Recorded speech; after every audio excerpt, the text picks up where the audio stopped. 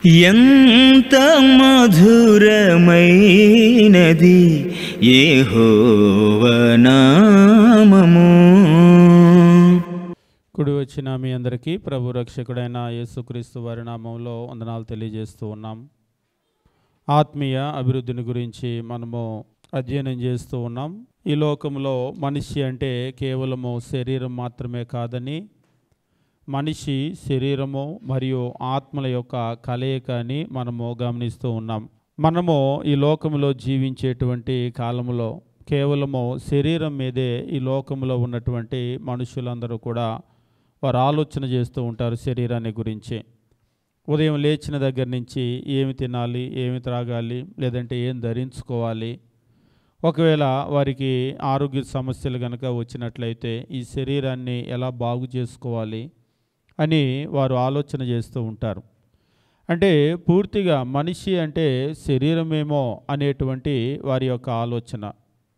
అయితే మనం గమనించేటప్పుడు మనిషి అంటే శరీరం మాత్రమే కాదు, దేవుడు మానవుని చేసినప్పుడు ఈ శరీరంతో పాటు మానవునికి ఆత్మనిచ్చాడు. ఎప్పుడైతే మనిషికి ఆ ఆత్మను, ప్రాణాన్ని ఇవ్వటం జరిగిందో అప్పుడు మాత్రమే మనిషి జీవించాడు అనేటువంటి దాన్ని మనం గమనిస్తూ ఉంటాం. ఆదికాండము 2వ అధ్యాయం 7వ వచనంలో మనం గమనించినప్పుడు, దేవుడైన యెహోవా నేల మంటితో నన్ను నిర్మించి వాని నాసికారంధ్రముల్లో జీవవాయువును ఉదగా నరుడు జీవాత్మాయనో అని చెప్పేసి అంటూ ఉంటాడు.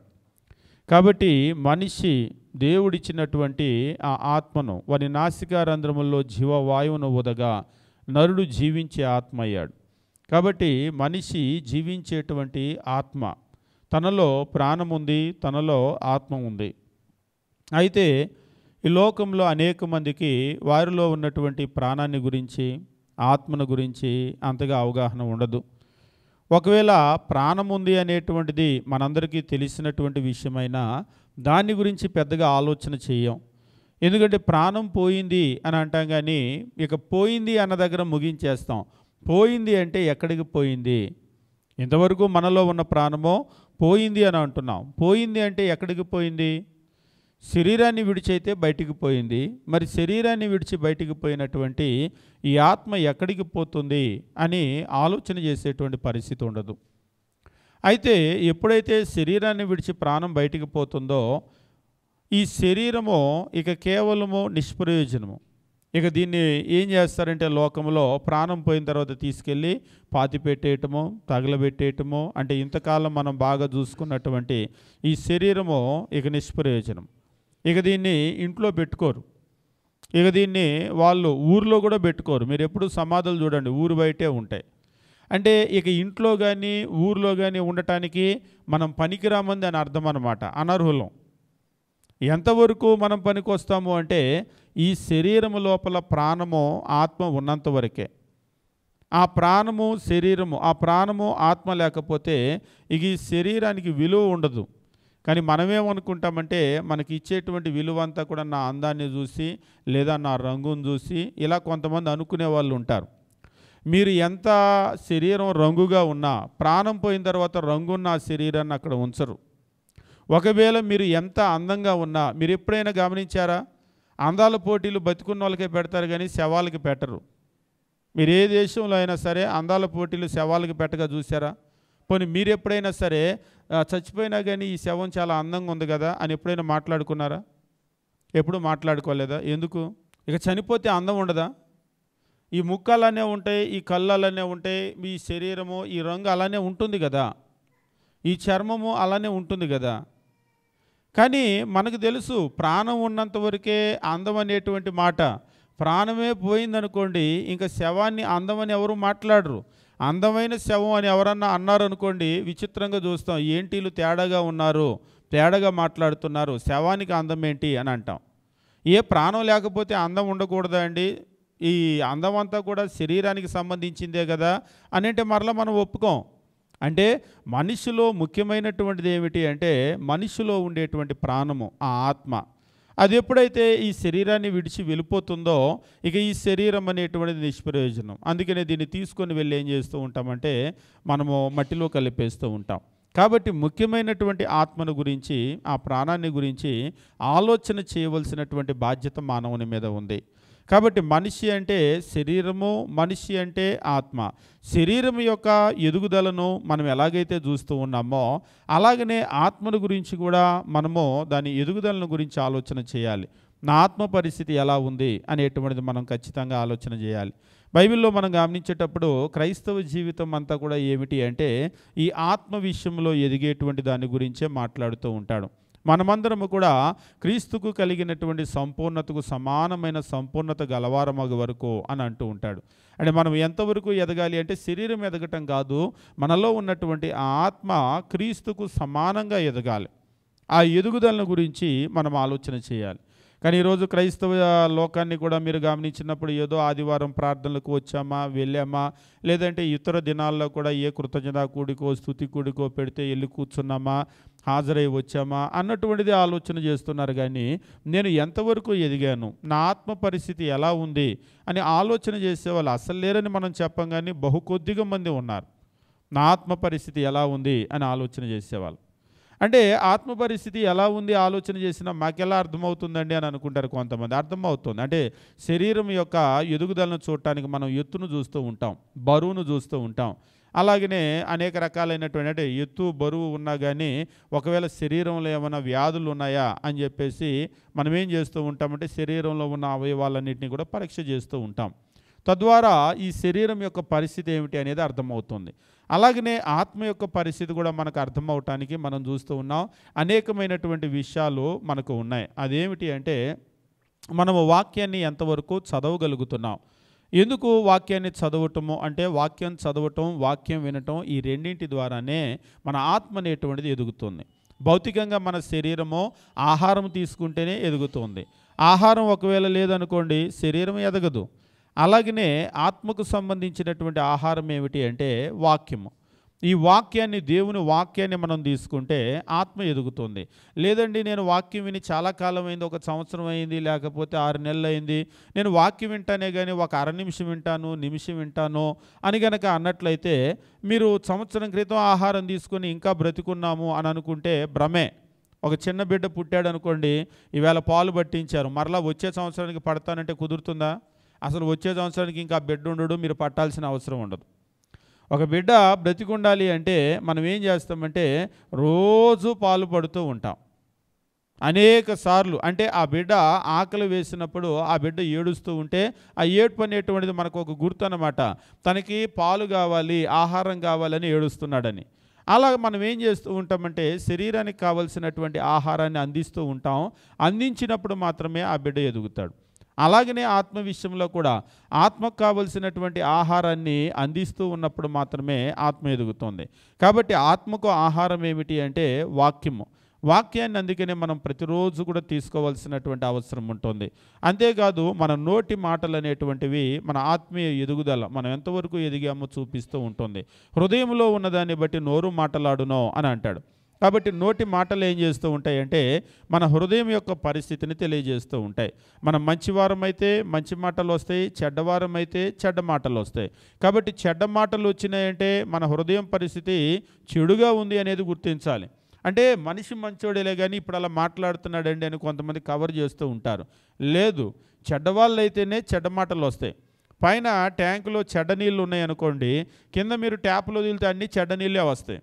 చెడ్డ నీళ్ళు వచ్చినాయి కానీ ట్యాంకులో మాత్రం మంచి నీళ్ళే ఉన్నాయండి అంటే కుదురుతుందా? ఒప్పుకోరు.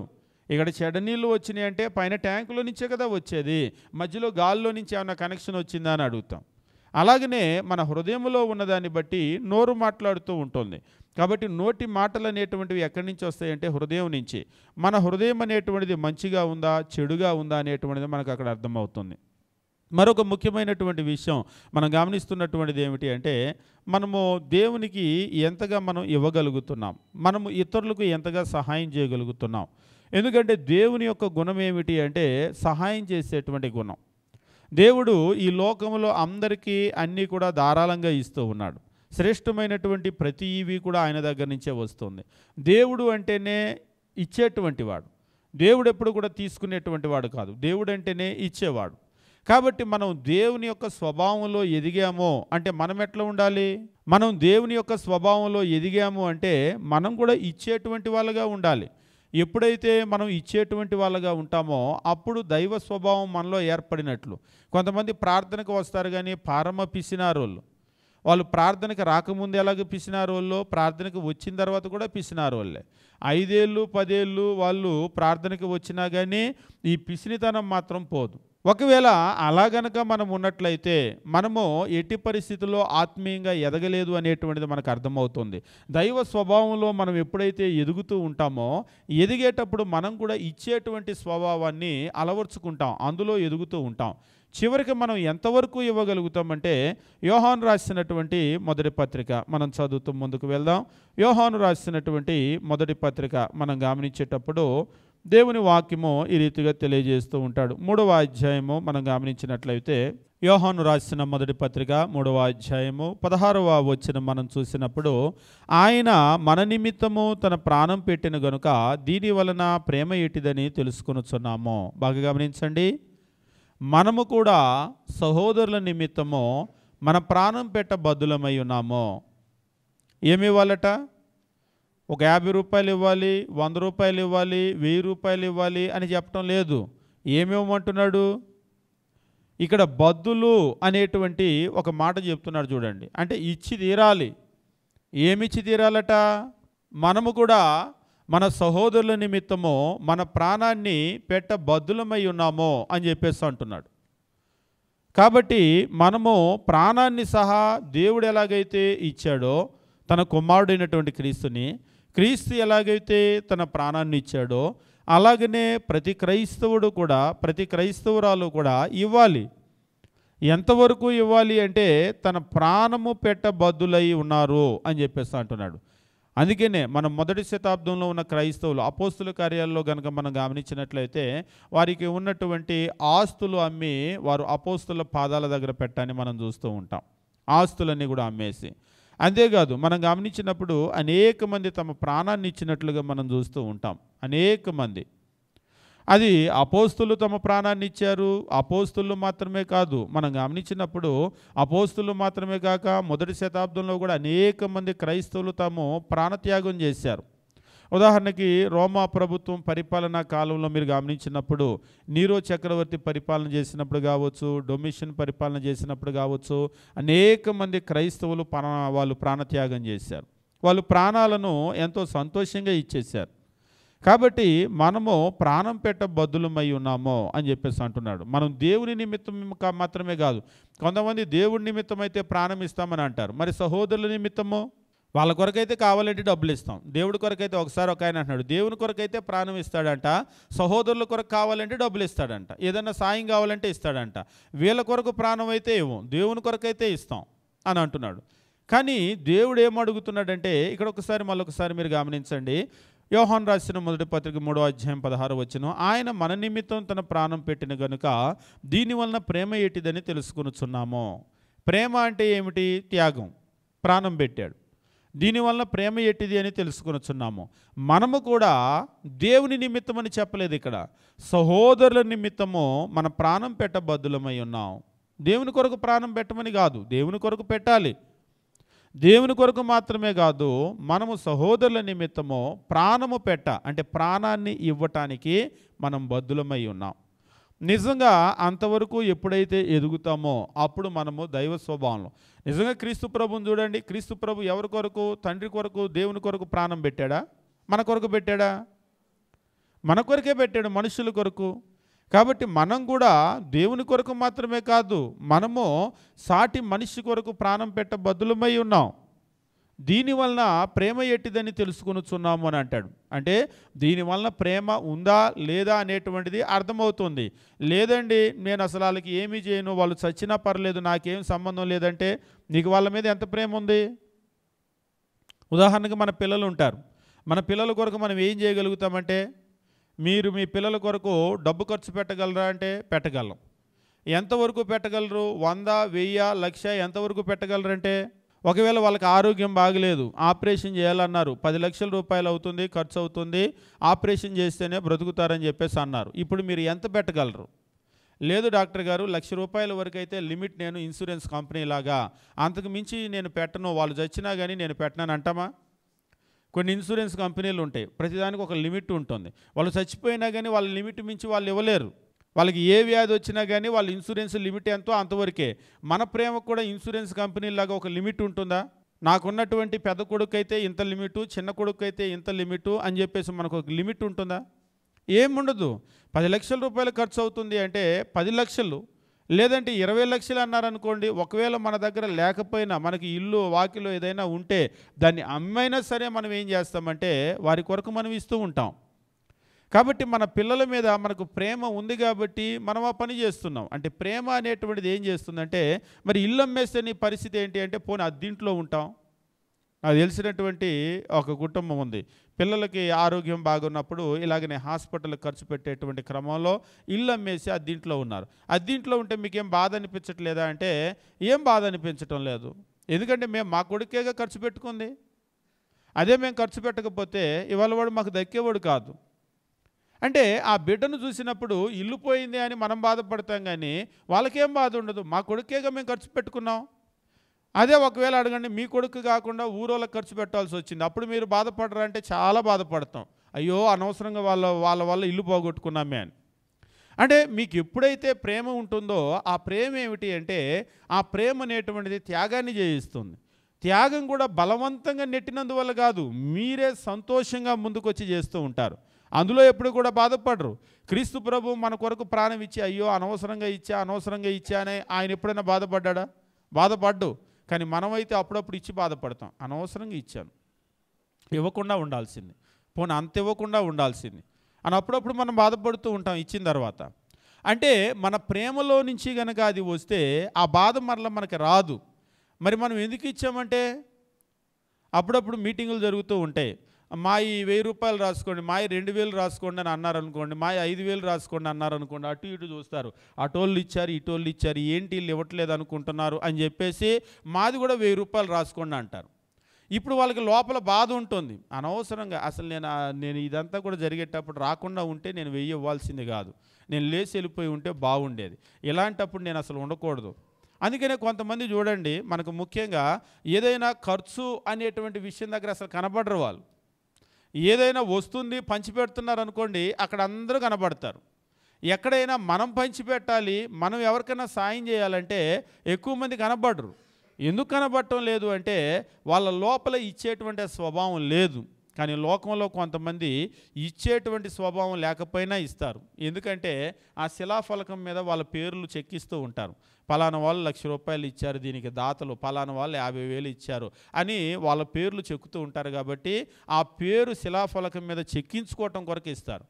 అంతేగాని ప్రేమతో ఇవ్వరు, త్యాగంలో నుంచి వచ్చేటువంటిది కాదు. కాబట్టి ఇక్కడ మనం గమనించవలసినటువంటి విషయం ఏమిటి అంటే, మనము ఇవ్వటానికి నేర్చుకోవాలి.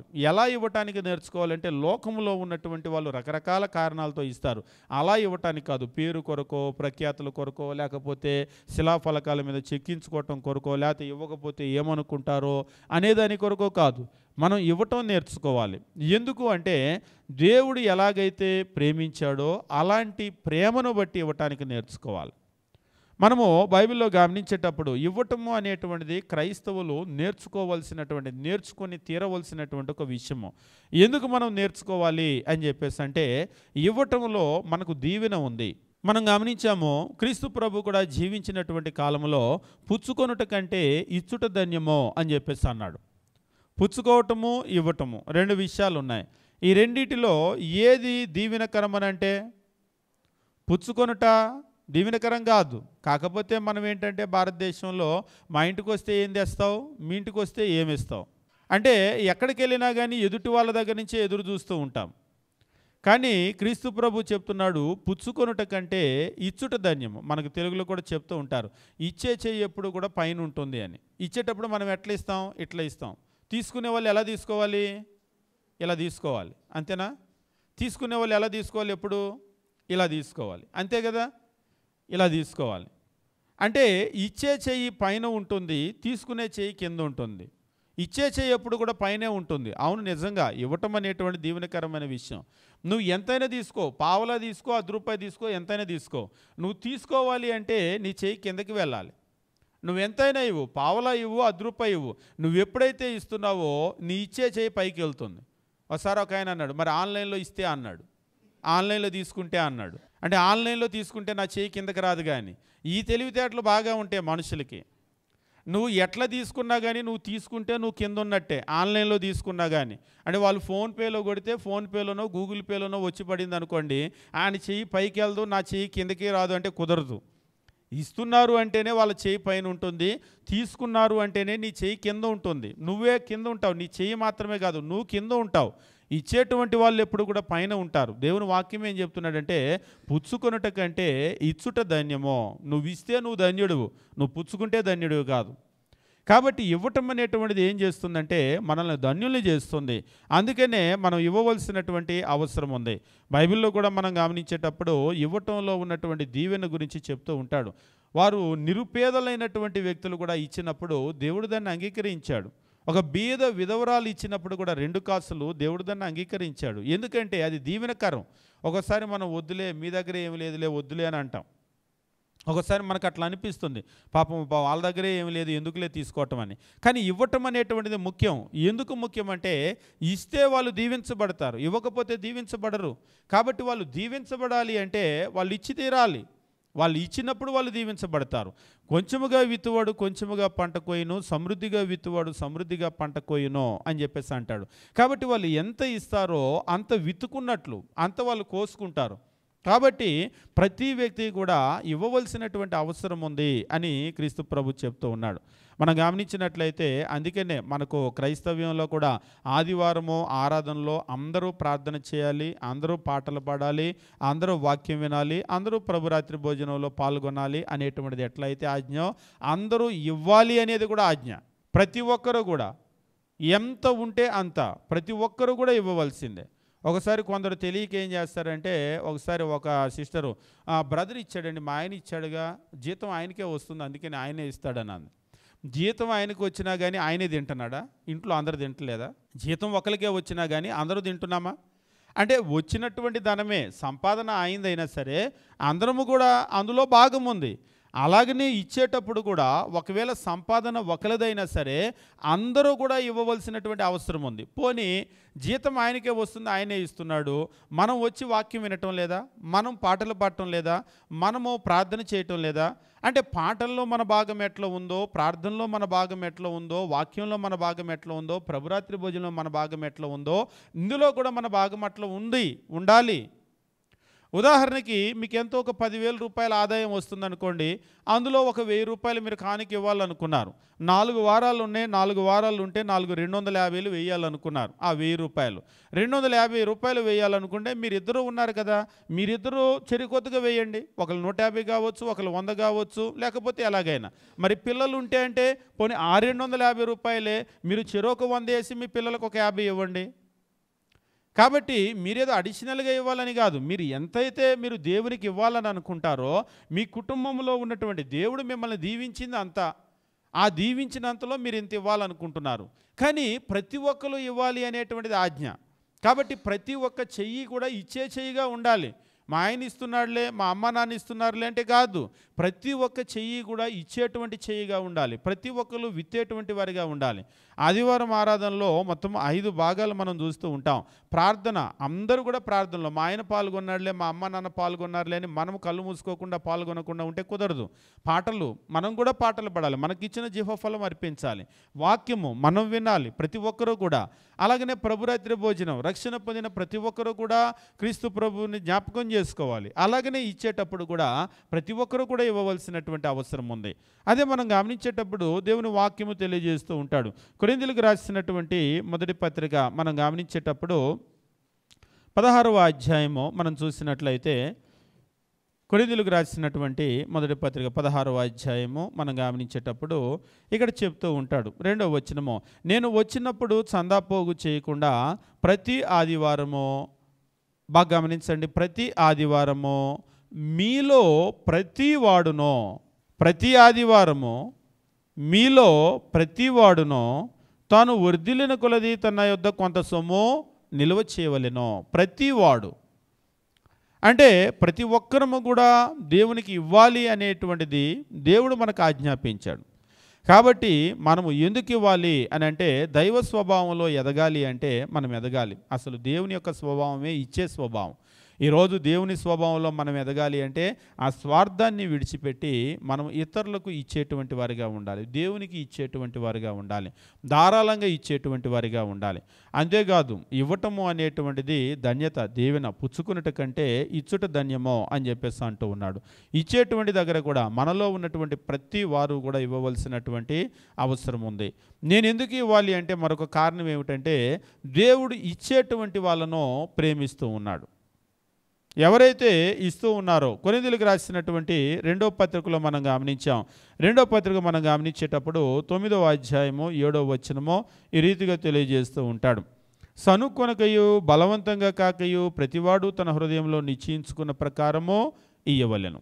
సనుక్కొనకయు బలవంతంగా కాకయు, సనుగులొద్దు, బలవంతం వద్దు. నువ్వు ఇవ్వాలనుకుంటే ఇవ్వు. ఒకసారి ఒక ఆయన నేనేమి ఇవ్వాలనుకోవట్లేదన్న, ఏమి ఇవ్వాలనుకోకపోతే నువ్వు ఇవ్వద్దు, దయచేసి ఇవ్వద్దు. ఎందుకంటే నువ్వు బలవంతంగా గనక ఇస్తే ఆ బలవంతంగా ఇచ్చిన దానివల్ల నీకు 1% కూడా ఉపయోగం ఉండదు. అది నువ్వు విత్తుకున్నట్టు కాదు. కాబట్టి నీకు ఎప్పుడైతే నీకు ఇవ్వాలని అనిపించిందో, అది కూడా ఎంత ఇవ్వాలనిపించిందో అంతే ఇవ్వు. ఎవరి కొరకో వాళ్ళు 1000 ఇచ్చారు, వీళ్ళు 5000 ఇచ్చారు, వాళ్ళు 10,000 ఇచ్చారని నువ్వు ఇవ్వద్దు. నీకు ఎంత ఇవ్వాలనిపిస్తే అంత ఇవ్వు. మరొక విషయం ఏమిటి అంటే, మనం గొప్పల కోసమో లేకపోతే శిలాఫలకాల మీద చెక్కిస్తారనో ఇవ్వకపోతే బాగోదనో నువ్వు ఇవ్వద్దు. ఎందుకంటే అలా గనక నువ్వు బలవంతంగా ఇస్తే, నువ్వు సనుక్కుంటా గనక ఇస్తే నువ్వు దేవుడు చెప్పినట్లుగా ఇవ్వలేదు. అందువల్ల దేవుడు చెప్పినటువంటి దీవెన నీకు రాదు. కాబట్టి నువ్వు దేవుడు చెప్పినట్లుగా ఇచ్చినప్పుడు మాత్రమే దేవుడు చెప్పినటువంటి దీవెన ఆయన నీకు రిటర్న్ ఇస్తాడు. ఒకవేళ నువ్వు సనుక్కుంటా బలవంతంగా ఇచ్చినట్లయితే నీకు దేవుని దగ్గర నుంచి ఏ విధమైన దీవెన ఉండదు. సనుక్కొనకయు బలవంతంగా కాకయు ప్రతివాడు, ఇక్కడ మరలా చెప్తున్నాడు చూడండి, ప్రతివాడు తన హృదయంలో నిశ్చయించుకున్న ప్రకారం ఇవ్వలేనో. ప్రతివాడు ఇవ్వాలి, హృదయంలో నిశ్చయించుకున్న ప్రకారం ఇవ్వాలి, సనుక్కోకుండా ఇవ్వాలి, బలవంతంగా కాకుండా ఇవ్వాలి. దేవుడు ఉత్సాహముగా ఇచ్చువారిని ప్రేమించను. ఎంతమంది అయినా ఇవ్వనివ్వండి. దేవుడు ఎవరిని ప్రేమిస్తాడంటే ఉత్సాహంగా ఇచ్చే వాళ్ళని ప్రేమిస్తాడు. నేను ఉత్సాహంగా ఇచ్చానో లేదో ఎట్లా తెలుస్తుంది? ఫోటో దిగేటప్పుడు స్మైల్ అంటే హీ అని నవ్వుతాం కదా, అలాగే నేను నవ్వుకుంటా ఇస్తే అంటే నీ నవ్వు ఏంటో అక్కడ తెలుస్తుంది. ఒకవేళ నువ్వు ఉత్సాహంగా ఇచ్చినట్లు యాక్ట్ చేయొచ్చు. ఎందుకంటే కొంతమంది ఫోటోల ముందు స్మైల్ అనగానే నవ్వుతారు. అసలు నవ్వేదో లేకపోతే ఆయన స్మైల్ అన్నందుకు నవ్వినటువంటి నవ్వేదో తెలియదా? ఒకసారి మనమే అంటాం, నీ నవ్వు ఏడ్చినట్టుంది లేప అంటారు. మీరు కొంతమంది కావాలని నవ్వితే తెలిసిపోతూ ఉంటుంది. ఎందుకంటే మనకు నవ్వు అనేటువంటిది, సంతోషం అనేటువంటిది ఒక ఎమోషన్. కాబట్టి మనం బలవంతంగా నవ్వినా కానీ ఆ ఎమోషన్లో మీరు చూడండి, నవ్వు అనేటువంటిది సంతోషాన్ని తెలియజేయాలి. ఒకవేళ ఈ అన్నా కానీ సంతోషం కనబడుతుందా? ఒకసారి నవ్వకపోయినా ఏం మొహం బాగా కలకల్లాడుతుంది, ఏం మంచి సంతోషంగా ఉన్నావు, మంచి హుషారుగా ఉన్నావు, ఏంటి అని అడుగుతారు. మీరు చూసారా? అంటే మన ముఖం అనేటువంటిది, face is the index of mind అని చెప్పేసి అంటూ ఉంటారు కదా. మన ముఖం అనేటువంటిది మన లోపల ఉన్న మనస్సు ఏంటి అనేటువంటి చెప్తూ ఉంటుంది. ఆ సంతోషం వచ్చినప్పుడు, సంతోషం అధికమైనప్పుడు ఏమవుతుందంటే ఆ నవ్వు అనేటువంటిది బయటకు వస్తుంది. అంతేగాని బలవంతంగా అన్నాం అనుకోండి, అది సంతోషం వచ్చినట్టేం కాదు. మన ఎదురుగా ఉన్నటువంటి మనుషులే అది నిజంగా సంతోషం వచ్చి నవ్వాడా, లేకపోతే పైకి నవ్వుతున్నాడా, లేకపోతే నవ్వుతూ కొంతమంది యాక్ట్ చేస్తూ ఉంటారు, సంతోషంగా ఉన్నట్టు యాక్ట్ చేస్తూ ఉంటారు, లోపల చాలా దుఃఖం ఉంటుంది. ఈరోజు చాలామంది మనుషులను కనుక చూసినట్లయితే లోపల చాలా దుఃఖం ఉన్నా కానీ పైకి ఏమీ చెప్పుకోరు. పైకి ఏమీ చెప్పుకోకుండా పైకి నవ్వుతూ అలాగే ఉంటూ ఉంటారు. అయితే మనం ఎలా ఉన్నాము అనేటువంటిది ఒకవేళ మన హృదయాన్ని ఎదుట ఉన్న మనిషి తెలుసుకోలేకపోవచ్చు, అర్థం చేసుకోలేకపోవచ్చు, కానీ దేవునికి అన్నీ కూడా తెలుసు. మన లోపల సంతోషం ఉందా, దుఃఖం ఉందా, ఎలా ఉన్నాం మనం అనేటువంటిది దేవునికి తెలుసు. ఒకవేళ ఇచ్చేటప్పుడు అయ్యో అనవసరంగా ఇస్తున్నా, అయ్యో వీళ్ళందరూ ఇవ్వబట్టి వీళ్ళ మధ్యలో ఉండబట్టి నేను కూడా ఇవ్వాల్సి వస్తుంది అని లోపల అనుకుంటా ఇచ్చామనుకోండి, అవన్నీ దేవునికి తెలుస్తాయి. మనకైతే ఏం తెలియదు, ఎందుకంటే హృదయంలో ఉన్నది మనిషికి అర్థం కాదు. కానీ దేవునికి మన హృదయంలో ఏమేమి అనుకుంటున్నాం కూడా స్కాన్ చేస్తే ఎలాగైతే బయటకు వస్తాయో అన్నీ దేవునికి తెలుసు. కాబట్టి దేవుని యొక్క ప్రేమను మనం పొందాలి అని అంటే ఖచ్చితంగా ఇక్కడ గుర్తుపెట్టుకోవాల్సిన విషయం ఏంటంటే, దేవుడు ఉత్సాహముగా ఇచ్చు వారిని ప్రేమించును. ఒకసారి ఒకళ్ళు అడిగారు, నిజంగా ఇవ్వటం అయితే అందరూ ఇస్తున్నారు కానీ అండి సంఘాల్లో ఎంతమంది ఉత్సాహంగా ఇస్తున్నారు అని అడిగాడు. మనకేం తెలుసు? దేవుడికే తెలుసు. ఎందుకంటే మనమేమి చెప్పలేం ఎంతమంది ఉత్సాహంగా ఇస్తున్నారు, ఎంతమంది బలవంతంగా ఇస్తున్నారు. ఎక్కువ మంది ఇచ్చేటువంటి విధానం ఎలా ఉంటుందో చెప్పనా? ఎక్కువ మంది, ఒకవేళ మనం కూడా అందులోకి వెళ్ళిపోతామేమో, రొటీన్గా ఇస్తూ ఉంటారు. ఆదివారం వస్తాం కాబట్టి ఏదో ఒకటి ఇవ్వాలి కాబట్టి ఇవ్వాలి అని మనం రొటీన్గా ఇస్తూ ఉంటాం. ప్రతి ఆదివారం నేను 100 ఇస్తాను కాబట్టి ఈ ఆదివారం కూడా 100 అని రెడీ పెట్టేసుకుంటాం. అదేమిటి అంటే నేను చెప్పాను కదా, వాషింగ్ మిషన్ ఎలాగైతే స్విచ్ చేస్తే మొత్తం దాని పనులన్నీ ఆటోమేటిక్ వాషింగ్ మిషన్ గిరగిరా తిరిగిపోతూ ఉంటుంది. నీళ్ళు అదే వదులుకుంటుంది, అదే ఏం చేస్తుందంటే లోపల తిరుగుతూ ఉంటుంది, అదే తర్వాత నీళ్లు బయటకు వదిలేస్తూ ఉంటుంది, పిండేస్తూ ఉంటుంది. అంతా అయిపోతే ఎలా ఉంటుందో మనం ఒక రకంగా వాషింగ్ మిషన్ లాగా స్విచ్ చేసినట్టు ఆదివారం వచ్చేసి గిరగిరా తిరుగుతూ ఉంటాం. మనం ప్రార్థన అనగానే ప్రార్థన, పాటలు అనగానే పాటలు, వాక్యం అనగానే వాక్యము, ప్రభురాత్రి భోజనం అనగానే ప్రభురాత్రి భోజనం, కానుకలు అనగానే కానుక. ఇందులో ఎక్కడ ఏ ఫీలింగ్ ఉండదు. వాషింగ్ మిషన్ కూడా ఫీలింగ్స్ ఉండవు, అంతా పనే. అలాగనే మనం కూడా ఏంటంటే చాలామంది ఎట్లా ఉంటుందంటే ఆదివారం ఆరాధనలో రొటీన్గా అట్లాగా స్విచ్ చేస్తే గిరగిరా తిరిగినట్లుగా అలా తిరుగుతూ అన్నీ అయిపోగానే ఆమెనని వెళ్ళిపోతూ ఉంటాం. కానీ ఇందులో మనకు చాలామంది ఇచ్చేటువంటిది ఎలా ఉంటుందంటే రొటీన్గా ఇస్తూ ఉంటారు. ఇందులో వాళ్ళ ఏ విధమైనటువంటి ఎమోషన్ పోనీ ఇందులో ఒకసారి ఒకళ్ళు అంటున్నారు, అప్రిషియేట్ చేయాల్సింది ఏంటంటే సనుక్కునే వాళ్ళని కూడా అప్రిషియేట్ చేయాలి. ఎందుకంటే కనీసం వాళ్ళలో ఒక ఫీలింగ్ వచ్చింది, అయ్యో నేను ఇవ్వాల్సి వచ్చింది అని. మనకంటే వాళ్ళు నయ్యం, నువ్వు ఏ ఫీలింగ్ లేకుండా ఒక మరబొమ్మలాగా ఇస్తున్నావు. పోనీ వాళ్ళకి సుఖమో దుఃఖమో ఏదో ఒక ఫీలింగ్ వచ్చింది. కానీ చాలామందికి ఏ ఫీలింగ్ రాదు, ఒక మరబొమ్మలాగా ఇలా జేబులో నుంచి తీసి బ్యాగులో నుంచి తీసి మనం అలాగే ఇచ్చేసి వెళ్ళిపోవటం తప్పితే అందులో ఒక సుఖము ఒక దుఃఖము ఏది రాదు. నేను ఇది దేవునికి ఇస్తున్నానే అనేటువంటి ఒక సంతోషం రాదు. లేకపోతే అయ్యో ఇవ్వాల్సి వచ్చింది అనే దుఃఖం కూడా, అంటే కొందరికి వస్తుంది, ఎక్కువ మందికి రాదు. కానీ దేవుని వాక్యం ఏం చెప్తున్నాడంటే ఉత్సాహంగా ఇచ్చు వారిని దేవుడు ప్రేమించును. కాబట్టి మనం ఎందుకు ఇవ్వాలి అంటే దేవుని యొక్క ప్రేమను పొందటానికి మనం ఇవ్వాలి. వాస్తవంగా ప్రతి ఒక్కరూ కూడా మనము ప్రేమను పొందటానికి, దేవుని ప్రేమను పొందటానికి మనమందరం కూడా పరితపిస్తూ ఉంటాం, ఎంతో ప్రయాసపడుతూ ఉంటాం. దేవుడు అంటే మనం దేవుణ్ణి ప్రేమించటం వేరు, దేవుడు మనల్ని ప్రేమించటం వేరు. మీరు లోకంలో ఎప్పుడు కూడా వింటూ ఉంటారు వన్ సైడ్ లవ్ అని, విన్నారా? దేవుడి దగ్గర కూడా దేవుడు నన్ను ప్రేమిస్తున్నాడా అంటే ఒక ఆయన అన్నాడు, దేవుడు అందరినీ ప్రేమిస్తాడండి అని. మరి ఇక్కడ ఏంటి చెప్పాడు? ఉత్సాహంగా ఇచ్చువారిని దేవుడు ప్రేమించనని, అందరినీ ప్రేమిస్తే.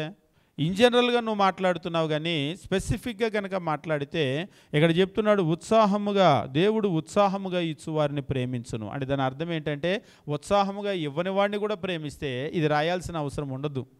కాబట్టి దేవుడు ఉత్సాహంగా ఇచ్చు వాళ్ళని ప్రేమించును అంటే ఉత్సాహముగా ఇవ్వనటువంటి వాళ్ళని, సనుక్కుంటా ఇచ్చే వాళ్ళని, గొనుక్కుంటా ఇచ్చే వాళ్ళని, బలవంతంగా ఇచ్చే వాళ్ళని ఆయన ప్రేమించడని దాని అర్థము. అందుకనే పైన చెప్తున్నాడు సనుకొనకయు బలవంతంగా కాకయు అని అంటూ ఉన్నాడు. ప్రతివాడు తన హృదయంలో నిశ్చయించుకున్న ప్రకారం ఇవ్వండి. దేవుడు ఉత్సాహంగా ఇస్తే ప్రేమిస్తాడు. కాబట్టి నేను ఎందుకు ఇవ్వాలి అంటే దేవుని ప్రేమను నువ్వు పొందాలి అంటే నువ్వు ఇవ్వాలి.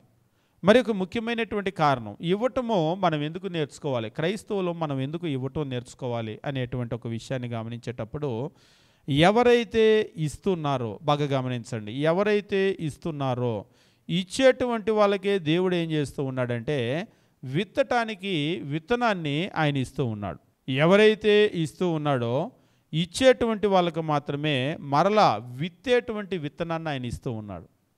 ఉదాహరణకి ఇప్పుడు ఒక రైతు ఉన్నాడు అనుకోండి, ఒక 10 ఎకరాలు ఆయన పంట వేసాడు, 10 ఎకరాలు వచ్చింది. వచ్చిన తర్వాత ఈ 10 ఎకరాలు మొత్తం అంతా కూడా తినేసాడు అనుకోండి, విత్తనం ఏముంటుంది? వ్యవసాయం చేసే వాళ్ళు ఏం చేస్తారంటే మొట్టమొదట విత్తనాలకి పక్కన పెట్టుకుంటారు.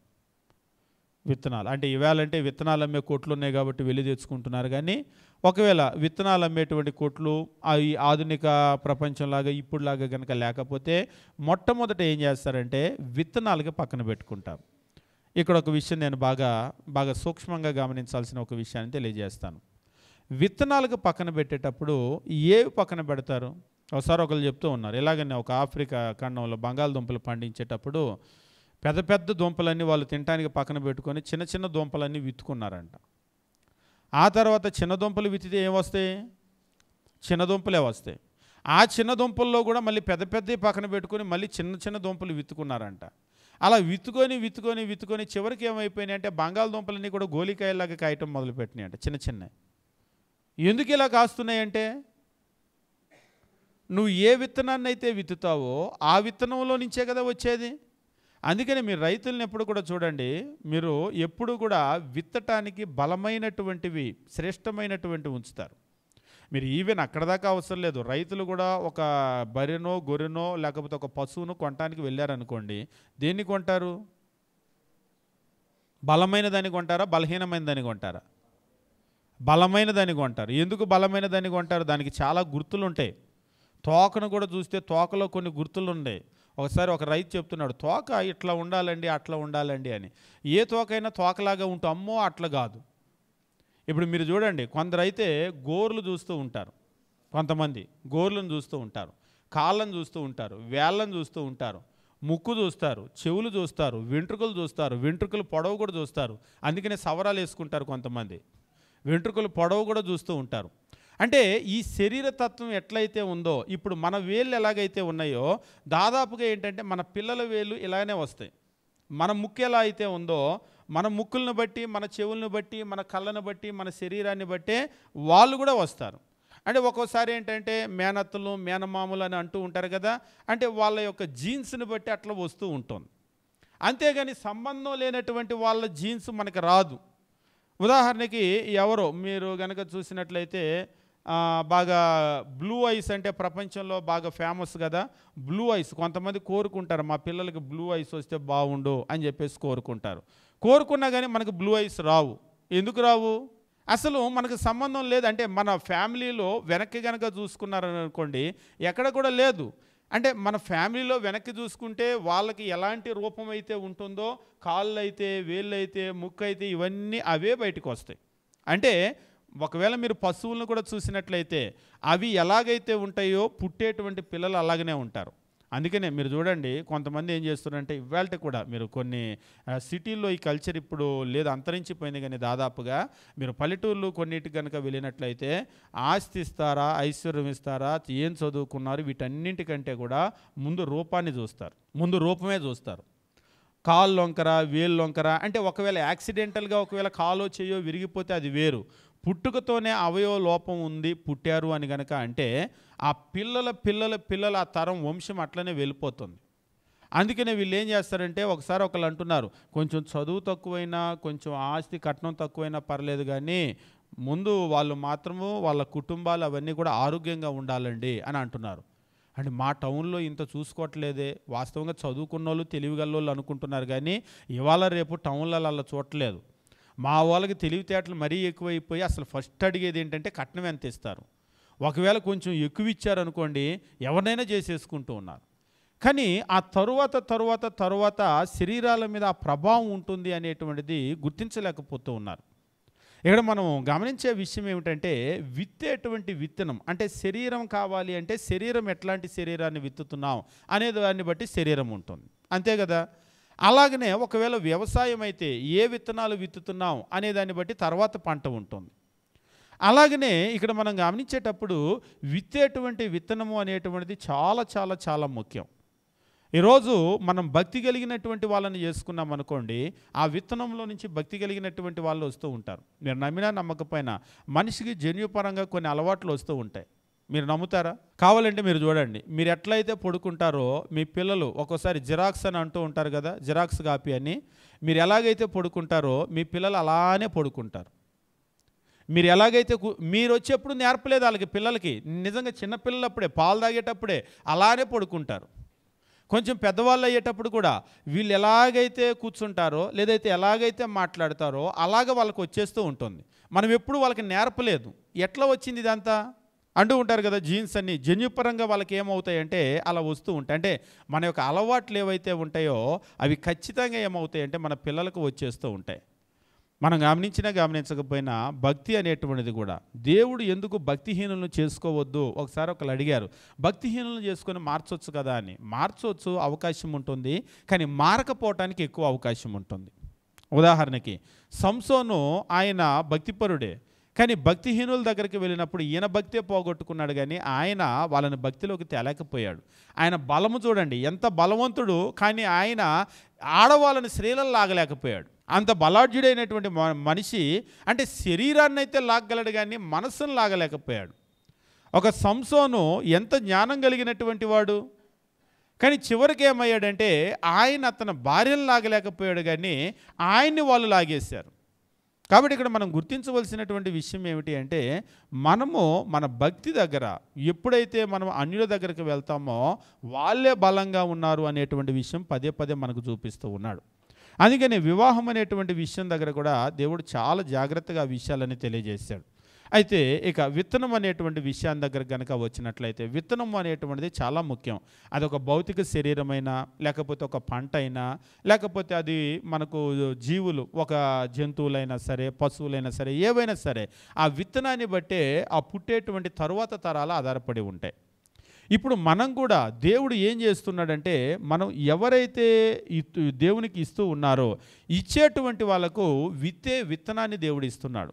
కొరింథీయులకు రాసినటువంటి 2వ పత్రిక మనం గమనించేటప్పుడు, కొరింథీయులకు రాసినటువంటి 2వ పత్రిక 9వ అధ్యాయం మనం గమనించేటప్పుడు దేవుని వాక్యము ఈ రీతిగా తెలియజేస్తూ ఉంటాడు. 9వ అధ్యాయము 6వ వచనము, కొంచెముగా విత్తువాడు కొంచెముగా పంట కోయును, సమృద్ధిగా విత్తువాడు సమృద్ధిగా పంట కోయును అని ఈ విషయమై చెప్పవచ్చు. నువ్వు ఎంతైతే విత్తుకుంటావో ఆ విత్తుకునే దాన్ని బట్టి నువ్వు పంట కోసుకుంటావు. వాస్తవంగా ఈ కోసేటువంటి పంటే ఏమిటి అంటే, నీకు తర్వాతకి మరలా విత్తనం. నువ్వు కొంచెంగా విత్తితే నీకు కొంచెంగానే పంట వస్తుంది, నువ్వు సమృద్ధిగా విత్తితే నీకు సమృద్ధిగా పంట వస్తుంది. 8-9 వచనాలు గమనించినప్పుడు ముఖ్యమైన ఒక విషయాన్ని ఇక్కడ తెలియజేస్తూ ఉన్నాడు, గమనించండి. 8వ వచనము 9వ వచనము మనం గమనించినట్లయితే, మరియు అన్నింటి యందు ఎల్లప్పుడూ మీలో మీరు సర్వసమృద్ధి గలవారై ఉత్తమమైన ప్రతి కార్యము చేయుటకు, మీలో మీరు సర్వసమృద్ధి గలవారై ఉత్తమమైన ప్రతి కార్యము చేయుటకు దేవుడు మీ యొడల సమస్త విధములైన కృపను విస్తరింప చేయగలడు. ఇందు విషయమై అతడు వెదజల్లి దరిద్రులకు ఇచ్చెను, అతని నీతి నిరంతరము నిలుచును అని వ్రాయబడి ఉన్నది. 10వ వచనంలో చెప్తున్నాడు, విత్తువానికి విత్తనము, బాగా గమనించండి, విత్తువానికి విత్తనము, తినుటకు ఆహారము దయచేయు దేవుడు. విత్తువానికి విత్తనాన్ని ఇచ్చేది దేవుడే, తినటానికి ఆహారం ఇచ్చేది దేవుడే. కాబట్టి దేవుడు విత్తేటువంటి వాళ్ళకు విత్తనం ఇస్తున్నాడు. అయితే అందరికీ ఇస్తున్నాడా అంటే, విత్తేటువంటి వాళ్ళకు విత్తనం ఇస్తున్నాడు. ఆ విత్తేటువంటి వాళ్ళకు కూడా ఎంత అంటే, కొంచెముగా విత్తితే కొంచెముగా ఇస్తున్నాడు, సమృద్ధిగా విత్తితే సమృద్ధిగా ఇస్తున్నాడు. విత్తేటువంటి వాళ్ళకు విత్తనం ఇస్తున్నాడు. మరి విత్తకపోతే అని అడిగాడు ఒకసారి ఒక ఆయన. విత్తితే ఆయన ఇస్తున్నాడు, కొద్దిగా విత్తితే కొద్దిగా ఇస్తున్నాడు, సమృద్ధిగా విత్తితే సమృద్ధిగా ఇస్తున్నాడు. అసలు విత్తకపోతే అసలు ఇవ్వటం లేదు. పోనీ లోకపరంగా మీరు చూడండి, 1 ఎకరా విత్తుకున్నాడు, 1 ఎకరాకు సంబంధించినటువంటి పంట వచ్చింది. ఒక 10 ఎకరాలు విత్తాడు, 10 ఎకరాల పంట విత్తింది. మరి నేను ఏం విత్తలేదు, నాకేం వచ్చింది అన్నాడు. నువ్వేం విత్తకపోతే నీకేమి రాదు. మనం ఎంతైతే విత్తుతామో మనకు అంతే వస్తుంది. మనం ఏమి విత్తకపోతే మనకేమి కూడా రాదు. కాబట్టి మనకు ఎంతైతే విత్తుతామో అంత మనం కోసుకోగలుగుతాం. ఇక్కడ దేవుని యొక్క వాక్యంలో కూడా ఆయన తెలియజేసేది ఏమిటి అంటే, విత్తేటువంటి వాళ్ళకు దేవుడు విత్తనాన్ని ఇస్తున్నాడు. అంటే ఇచ్చేటువంటి దేవుడు ఉన్నాడు. మనం విత్తుకోగలిగితే, కొంచెం విత్తుకుంటే కొంచెం ఆయన ఇస్తాడు, సమృద్ధిగా విత్తితే సమృద్ధిగా ఇస్తాడు. మనం ఏమీ విత్తకపోతే మనకేమీ కూడా ఇవ్వడు. కాబట్టి మనం గమనించవలసింది ఏమిటంటే, మనము ఎంత విత్తుకుంటాము అనే దాని మీద ఎంత కోసుకుంటాం అనేది ఉంది. దేవుడు ఏం చేస్తాడంటే, విత్తేటువంటి వాళ్ళకి విత్తనాన్ని ఇస్తాడు. మనం ఏమి ఆందోళన చెందాల్సిన అవసరం లేదు. నేను అందరికీ సాయం చేసేసానండి, ఇంకా నా దగ్గర ఏమీ లేదు కదా అని. దేవుడు ఏం చేస్తాడంటే, మీరంతా విత్తేసినా కానీ మీకు విత్తినటువంటిది ఎప్పుడు కూడా వృధాగా పోదు. ఎప్పుడు కూడా మీరు గమనించండి, మనం తిన్నటువంటిదే మనకు మరల కనబడకుండా పోతుంది, కానీ విత్తింది ఎప్పుడు కూడా కనబడకుండా పోదు. నేను ఎప్పుడూ చెప్తూ ఉంటాను, 2 కొబ్బరికాయలు ఉన్నాయి, 2 మనుషులకు ఇచ్చారు. ఒకరు వెళ్ళి తీసుకొని కొబ్బరి పచ్చడి చేసుకొని తినేశారు. ఆ కొబ్బరికాయ ఆ రోజుతో అయిపోయింది. ఇవాళ కడుపులోకి వెళ్ళింది, రేపు కడుపులోంచి బయటికి కూడా వచ్చేసిద్ది. ఇక ఎల్లుండికి ఆ కొబ్బరికాయ ఇక లేదు, ఆ భూమిలో కలిసిపోతుంది అది. అదే రెండో వాళ్ళు ఏం చేశారంటే ఆ కొబ్బరికాయని తీసుకొని వెళ్ళి మట్టి తవ్వి గుంట తవ్వి అందులో పాతి పెట్టారు. అందులో నుంచి ఒక మొలక వస్తుంది, కొబ్బరి చెట్టు వస్తుంది. అలాంటి కొబ్బరికాయలు కొన్ని వందలు వేలు కాస్తాయి. ఈ రెండిటిలో ఇద్దరికి ఒక్కొక్క కొబ్బరికాయ ఇచ్చారు. కానీ ఈ వ్యక్తి ఇచ్చిన ఒక కొబ్బరికాయలో నుంచి కొన్ని వందల వేల కొబ్బరికాయలు ఆయన రప్పించగలిగాడు. కాకపోతే దీనికి చాలా ఓర్పు ఉండాలి, చాలా టైం తీసుకుంటుంది, కొంత టైం తీసుకుంటుంది. ఇంకా ఏం కావాలి అంటే అతనికి త్యాగం కావాలి. ఈ కొబ్బరికాయ ముందు పెట్టుకొని కూడా తినకుండా ఉండగలిగినటువంటి మనోనిబ్బరం కావాలి. తన మనస్సును తను కంట్రోల్ చేసుకోవాలి. అబ్బా కమ్మటి కొబ్బరి పచ్చడి అయిద్దే, లేకపోతే ఇంకొకటి అయిద్దే అని ఆయన ఆశపడకుండా తను త్యాగం చేయగలగాలి. తను కంట్రోల్ చేసుకొని తను త్యాగం చేసి కొంతకాలం ఓపికగా గనక ఉంటే ఆ తర్వాత కొన్ని వందలు వస్తాయి, వేలు వస్తాయి, నువ్వు ఎన్ని కావాలో తిన్నావు. ఇప్పుడు ఒక్క కొబ్బరికాయని తినేసిన వ్యక్తి ఉంది కదా, ఒకవేళ ఇప్పటికి తాత్కాలికంగా అతడు సంతోషించవచ్చు, రేపు కొంతకాలం తర్వాత ఇక మరలా తెల్లారి నుంచి ఆయనకి ఇక ఏ కొబ్బరికాయ ఉండదు. మనం కూడా ఎంతైతే విత్తుకుంటున్నామో, విత్తుకునేటువంటిది ఏంటంటే ఒక సైకిల్ ప్రాసెస్. అది విత్తుతూ ఉంటే వస్తూ ఉంటుంది, వచ్చిందని మరలా విత్తుతూ ఉంటే మరలా వస్తూ ఉంటుంది, మరలా విత్తుతూ ఉంటే మరలా వస్తూ ఉంటుంది. ఎప్పుడైతే విత్తటానికి మీరు బ్రేక్ చేశారో, ఆపేశారో, ఇక విత్తకపోతే ఇక మరలా రాదు, మరలా రాకపోతే మరలా విత్తలేం. ఇక అప్పుడు ఏమవుతామంటే మనము విత్తేటువంటి దానికి ఇక మనకు అవకాశం ఉండదు. ఇక ఆ తర్వాత విత్తాలి అని మనకు మనస్సున్నా, ఈరోజు కొంతమందిని చూడండి, అప్పుల్లో ఉన్నామండి, వచ్చేదే చాలలేదు, ఇంకేమి ఇవ్వగలుగుతామని అంటారు. అంటే ఇక్కడ మీరు చాలా జాగ్రత్తగా గమనించండి. అప్పుల్లో ఉండి ఏమి ఇవ్వలేకపోతున్నాం, దేవునికి ఏమి ఇవ్వలేకపోతున్నాం, మాకు కూడా చాలా బాధగానే ఉంది, ఏమి ఇవ్వలేకపోతున్నాం అని అంటారు. కానీ అప్పుడప్పుడు ఒకవేళ మేము చెప్పేది వాళ్ళు తప్పుగా అర్థం చేసుకుంటారేమో, కానీ ఇప్పుడే మీరు ఇవ్వాలి దేవుడికి. అప్పుడప్పుడు మేము చెప్తాం ఇప్పుడే ఇవ్వాలి. ఎందుకు ఇవ్వాలి అంటే ఉన్నవాళ్ళు ఇవ్వకపోయినా పర్లేదు, ఎందుకంటే వాళ్ళకి ఆల్రెడీ ఉంది కాబట్టి. ఇప్పుడు మీకు లేదు కాబట్టి మీరు విత్తాలి. విత్తితే మీరు రేపు మరలా కోసుకుంటారు. ఎంత విత్తుతారో అంతకు మించి మీరు కోసుకుంటారు. ఒక కొబ్బరికాయ విత్తితే ఒక కొబ్బరికాయ రాదు. ఒక కొబ్బరికాయని కనుక మీరు విత్తారంటే కొన్ని వందల వేల కొబ్బరికాయలు వస్తాయి. కాబట్టి మీకున్నటువంటి ఈ కొద్దిగా మీరు విత్తండి. విత్తితే మీరు కోసుకుంటారు. కోసుకుంటే మరలా మీరు రేపు ఇంకా ఎక్కువ విత్తవచ్చు, మరలా ఎక్కువ కోసుకుంటారు. అలా ఏం చేయవచ్చు అంటే మీరు పెంచుకుంటూ మీరు వెళ్ళవచ్చు కొంతకాలానికి. లేదు కదా అని చెప్పేసి మీరు తగ్గించారు, ఇవాళ తక్కువ కోసుకుంటారు. తక్కువ వచ్చింది కదా అని ఇంకా తక్కువ విత్తారు, ఇంకా తక్కువ కోసుకుంటారు. అలా ఏమవుతుందంటే కొంతకాలానికి మీరు అస్సలు ఇవ్వలేనటువంటి స్థితిలోకి వెళ్ళిపోతారు, సున్నాలోకి వెళ్ళిపోతారు. ఈరోజు మనుషులు కూడా చేసేటువంటి పొరపాటు ఏంటంటే ఉంటే ఇద్దాం కానీ లేదు కదండి అంటారు. లేనప్పుడే మీరు ఇవ్వాలి. లేనప్పుడే మనం ఇవ్వటము మనకి చాలా చాలా అవసరం. ఎందుకంటే మనము దేవుని ద్వారా మరలా మనము ఆయన ఇవ్వాలి, మనం కోసుకోవాలంటే మనం విత్తుకోవాలి. కాబట్టి ఇక్కడ దేవుని వాక్యం ఏమని తెలియజేస్తున్నాడంటే 10వ వచనం మనం గమనించినప్పుడు, విత్తువానికి విత్తనమో తినుటకు ఆహారమో దయచేయు దేవుడు మీకు విత్తనము దయచేసి విస్తరింపజేసి, ఆయన అంటున్నాడు మీకు విత్తనాన్ని దయచేసి విస్తరింపజేసి మీరు ప్రతి విషయములో పూర్ణ ఔదార్య భాగ్యము గలవారగునట్లు, పూర్ణ ఔదార్య భాగ్యము గలవారగునట్లు అంటే ఒక మనిషి ఔదార్యము కలిగినటువంటి వాడిగా ఉండాలి అంటే అది దేవుని దీవెన. ఇప్పుడు నేను చెప్పాను కదా, ఇవ్వాలని ఉంది కానీ పరిస్థితులు లేవండి, వచ్చే జీతం మాకే చాలలేదు, అప్పులే అవుతుంది అని అంటున్నాం. అవును, ఒక మనిషి ఔదార్యం కలిగినటువంటి పూర్ణ ఔదార్యము అంటే సమృద్ధిగా అన్ని విషయాల్లో కూడా ఇవ్వగలిగినటువంటి స్థితి ఉండాలి అంటే, వాస్తవంగా మనం కూడా ఏం కోరుకుంటామంటే ఇచ్చే స్థితే మనకు ఉండాలని కోరుకుంటాం, కానీ చేయి చాపే స్థితి ఎవరైనా కోరుకుంటారా? ఎవరైనా నేను అడుక్కు తినాలి, నాకు ఎప్పటి నుంచో కోరికండి అడుక్కు తినాలని అని ఎవరైనా కోరుకుంటారా? ఒకవేళ ఇప్పుడు అడుక్కునే స్థితి ఉంటే కూడా మనం భవిష్యత్తులో ఏం కోరుకుంటాం? ఒకవేళ చెప్తే ఇక్కడ కొంచెం ఇబ్బందిగా ఉంటుంది, అంటే మీకు కాదు సేవకులకు కొంచెం ఇబ్బందిగా ఉంటుంది. సేవకుల యొక్క పరిస్థితి, సేవ యొక్క పరిస్థితి ఎట్లా ఉంటుందంటే, ఈ సేవకులు సేవ పరిస్థితి అమెరికా వైపు నుంచి ఎదురు చూస్తూ ఉంటారు, అమెరికా వైపు నుంచి వస్తూ ఉంటుంది. సరే, ఒకవేళ వస్తే తీసుకోండి. ఎప్పటికైనా ఆపాలి అనేటువంటి కోరిక మీకుందా? నేను అప్పుడప్పుడు అడుగుతాను. 40 సంవత్సరాల క్రితం తీసుకున్నాం, చేయి జాపాం. 30 ఏళ్ళ క్రితం కూడా చేయి జాపారు, 20 ఏళ్ళ క్రితం చేయి జాపారు. ఇప్పుడు ముసలోళ్ళు అయిపోయారు, 60, 65, 70 వచ్చినాయి, ఇప్పుడు కూడా చేయి జాపారు. ఎప్పటికీ చేయి జాపకుండా మనం ఇలాగా ఇచ్చేటువంటి స్థితిలోకి వెళ్ళి చచ్చిపోతాం. మన ముందోళ్ళు అడుక్కున్నారు, ఇప్పుడు మన పిల్లలు అడుక్కుంటున్నారు, పిల్లలు కూడా ఇంకా అమెరికా దగ్గర అడుక్కునేటట్టుగానే ఉన్నారు. ఎప్పుడు మనము అమెరికాకి అసలు ఇవ్వగలుగుతాం? పోనీ అమెరికాకి కాకపోయినా కానీ ఒకసారి ఒకళ్ళు అడిగారు, మనం ఎవరికన్నా ఇవ్వగలుగుతామని. ఎందుకు ఇవ్వలేం? ఇక చెప్పాలి అంటే భారతదేశం చుట్టుపక్కల ఉన్నటువంటి మన నైబర్ కంట్రీస్ అన్నింటిలో కూడా ఇండియానే రిచ్ కంట్రీ. శ్రీలంక చూడండి, అటు పాకిస్తాన్ చూడండి, ఆఫ్ఘాన్ చూడండి, బర్మా, బంగ్లాదేశ్ ఇవన్నీ కూడా చూడండి, వీటన్నిటిలో కూడా ఇండియానే రిచ్ కంట్రీ.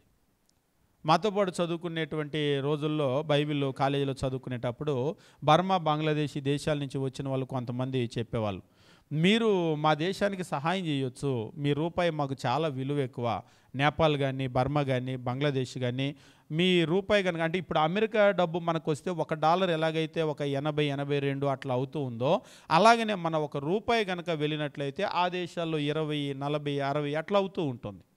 కాబట్టి మనది రిచ్ కంట్రీ. మనం అనుకోవచ్చు రూపాయితో ఏం చేయగలం, ఇక్కడ ఏం చేయలేము రూపాయితో. ఆ దేశాలు కనుక పంపించామండి వాళ్ళకి 20 అవుతుంది, 40 అవుతుంది, 60 అవుతుంది. ఒక 100 కనుక పంపించామనుకోండి 400 అవుతుంది, 600 అవుతుంది. ఒక 1000 కనుక పంపించామనుకోండి 4000, 6000 అవుతుంది. కాకపోతే ఏంటంటే నేను ఇవ్వగలనా అనేటువంటి మనస్సు కనుక ఉంటే మనం ఇవ్వగలం. లేదు ఎంతసేపటికి కూడా నాకు ఇస్తారా ఇవ్వాలి. కూడా కొంతమంది ముసలోళ్ళు అయ్యి అయ్యో అమెరికా నుంచి తగ్గిపోయింది అని బాధపడే వాళ్ళు ఉన్నారు. నేను అప్పుడప్పుడు చెప్తాను, దేవుడు మిమ్మల్ని అడుక్కునే స్థితిలో నుంచి అడుక్కోని స్థితిలోకి తీసుకెళ్లాలని అనుకుంటున్నాడు. మీకు ఏమన్నా ఇబ్బందా?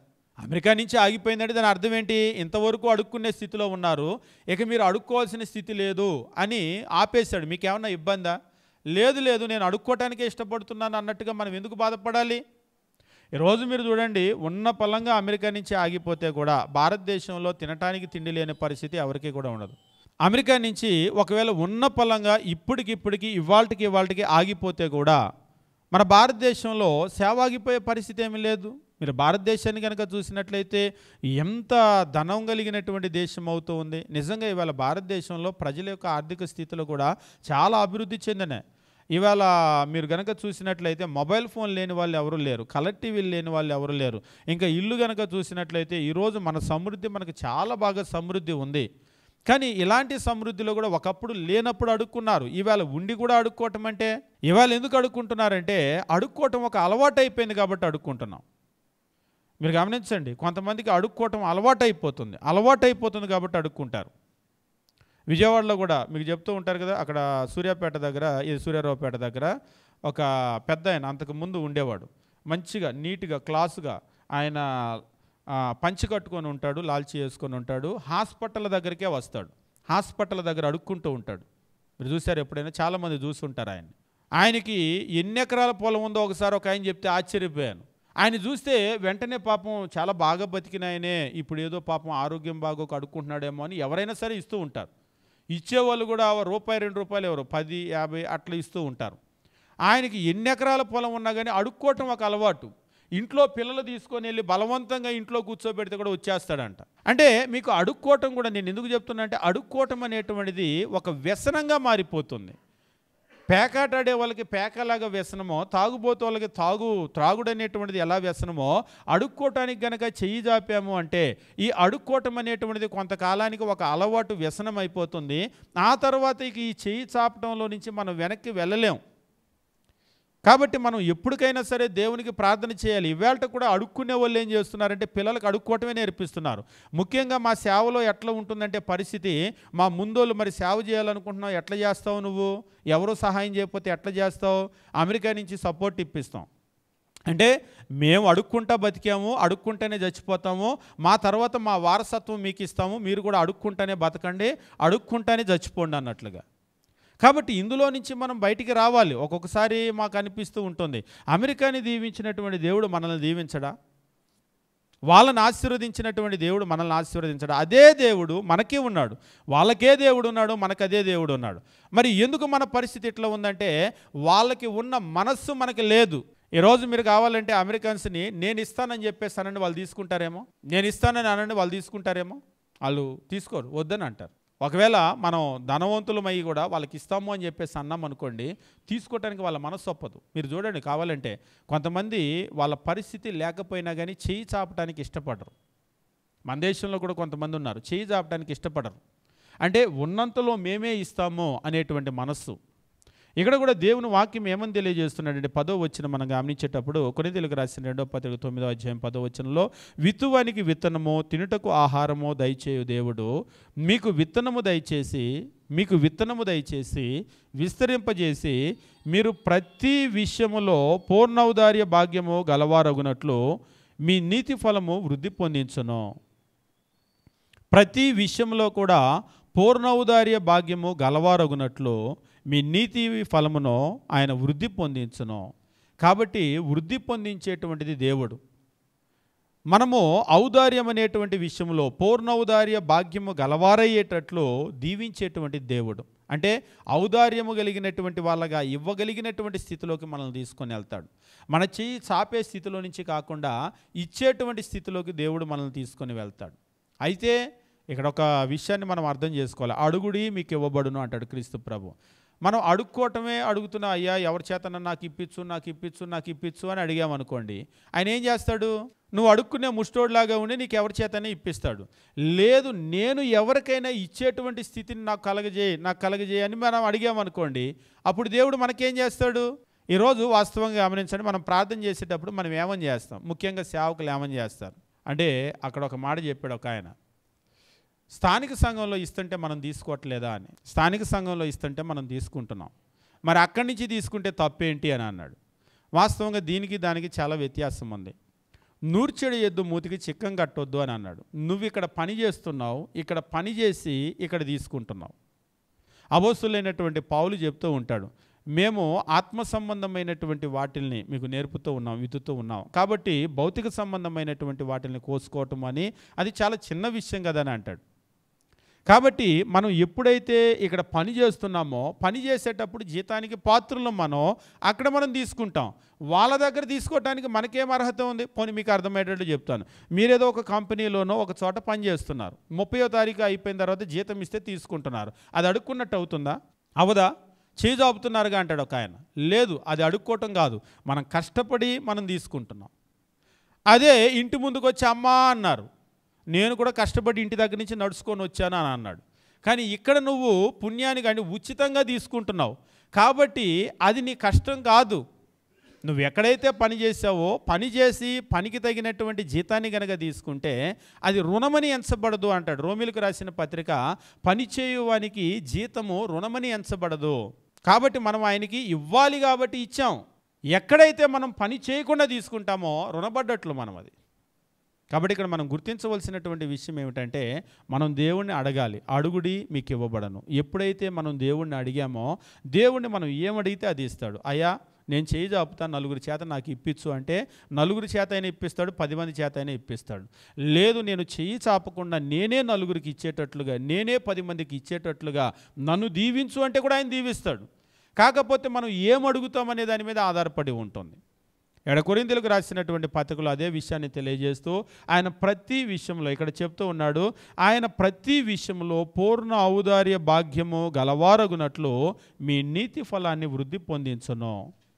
11లో అంటున్నాడు, ఇటు ఔదార్యం వలన మా ద్వారా దేవునికి కృతజ్ఞతాస్తుతులు చెల్లించబడును అని చెప్పేసి అంటున్నాడు. ఇలాంటి ఔదార్యం వలన మా ద్వారా దేవునికి కృతజ్ఞతాస్తుతులు చెల్లించబడును. ఈ విషయం మీరు కొరింథీయులకు రాసిన 2వ పత్రిక 8వ అధ్యాయం 9వ అధ్యాయం 2 అధ్యాయాలు కూడా ఇవ్వటాన్ని గురించే ఉంది. 8వ అధ్యాయం ప్రారంభంలో మాసిదోనియాలో ఉన్నటువంటి సంఘస్థులు వాళ్ళు నిరుపేదలైనా సరే వాళ్ళ యొక్క దాతృత్వం బహుగా విస్తరించింది అని అంటాడు. అంటే చాలా పేదలు కాదు, నిరుపేదలైనా సరే వాళ్ళు ఇచ్చారు. ఇచ్చినప్పుడు అడ్డుకోలేదు. ఎందుకంటే ఇవ్వటం అనేటువంటిది విత్తుకోవటం.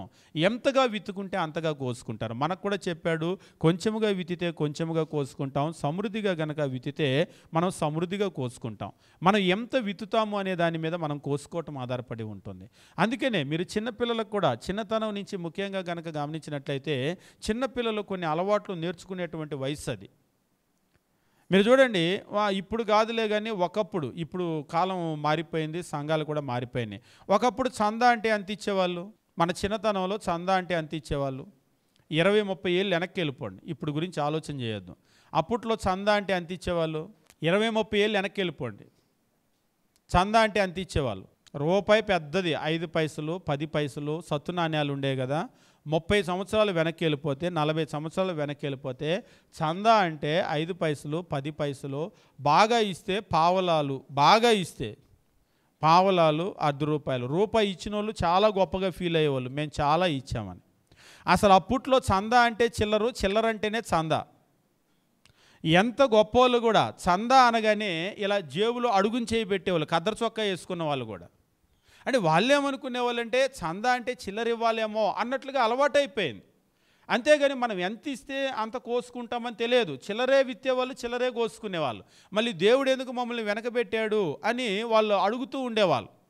కానీ ఆ తరువాత దేవుని వాక్యాన్ని బోధించడాన్ని బట్టి ప్రజలకు మనం ఎంత విత్తుకుంటే అంత కోసుకుంటామనేటువంటి విషయమో అది వాళ్ళు అర్థం చేసుకొని, ఈరోజు మీరు చూసినట్లయితే భారతదేశంలో కూడా మన సంఘాల్లో కూడా అసలు చిల్లర అనేటువంటిది దాదాపుగా కనబట్టలేదు. ముఖ్యంగా తల్లిదండ్రులు ఏం చేస్తున్నారంటే పిల్లలు చిన్నప్పుడే అసలు ఈ చందాకి నాణ్యాలు ఇవ్వటం పూర్తిగా మానేస్తున్నారు. కొంతమంది తల్లిదండ్రులు అయితే పిల్లలకి ఒక బలమైనటువంటి నిర్ణయం, మా పిల్లలకి చిన్నప్పటి నుంచే మేము వాళ్ళ చేత దేవునికి నోట్లు ఇప్పించాలనుకుంటున్నాం. అంటే నోట్ అంటే ఇప్పుడు మనకున్న లీస్ట్ నోట్ ఎంత? 10 రూపీస్, 5 రూపీస్ నోట్లు ఏం కనబడటం లేదు. మేము మా పిల్లలకి, కొంతమంది తల్లిదండ్రులు చెప్తుంటే నేను వింటున్నాను, మా పిల్లలకి చిన్నప్పటి నుంచే అసలు చందా అంటే మాకు చిల్లరే తెలియదు అనే విధంగా మేము దేవునికి ఇచ్చే విషయంలో వాళ్ళని మేము పెంచాలనుకుంటున్నాం. చిన్నప్పుడే 10 రూపాయలు ఇచ్చాడు అనుకోండి, పెద్ద అయిన తర్వాత ఎంత ఇస్తాడు? మళ్ళీ వెనక్కి వెళ్ళి 5 రూపాయలు ఇస్తాడా? నేను 5 రూపాయలు ఇవ్వటం ఏంటి? చిన్నప్పుడు మా అమ్మే మాకు 10 రూపాయలు ఇచ్చేది. ఒకవేళ చిన్నప్పుడే 100 రూపాయలు ఇచ్చారనుకోండి, పెద్ద అయితే 50 ఇవ్వాలంటే ఇస్తాడా? నేను ఇప్పుడు 50 ఇవ్వటం ఏంటి? చిన్నప్పుడు నేను చెడ్డీ తొడుక్కునేటప్పుడే నేను 100 రూపాయలు ఇచ్చేవాడిని, మా అమ్మోళ్ళు అలాగ పెంచారు. మీరు ఎప్పుడైనా చూడండి, జీవితంలో లైఫ్ స్టైల్లో మనం ఎప్పుడూ కూడా మనం చిన్నప్పుడు దేన్నైతే జీవించామో, మన వస్త్రాలు, మన తిండి, మన నివాసాలు అంతకంటే పైకి వెళ్ళాలని ఉన్నతంగా ఆలోచన చేస్తారు. దేవుని విషయంలో కూడా మన పిల్లల్ని ఎప్పుడైతే మనము ఉన్నతంగా వాళ్ళని బలపరుస్తామో ఆ తర్వాత అంతకంటే ఉన్నతంగా వాళ్ళు ఆలోచన చేయగలుగుతారు. ఈరోజు స్థానిక సంఘాలను కనుక గమనించినట్లయితే ఒకప్పుడు చాలా చిల్లర వచ్చేది, కానీ ఇప్పుడు టౌన్ సంఘాల్లో ముఖ్యంగా వాక్యము నేర్చుకొని ఎదిగినటువంటి సంఘాల్లో మనం చిల్లర ఇవ్వమంటే కూడా వాళ్ళు ఇవ్వట్లేదు.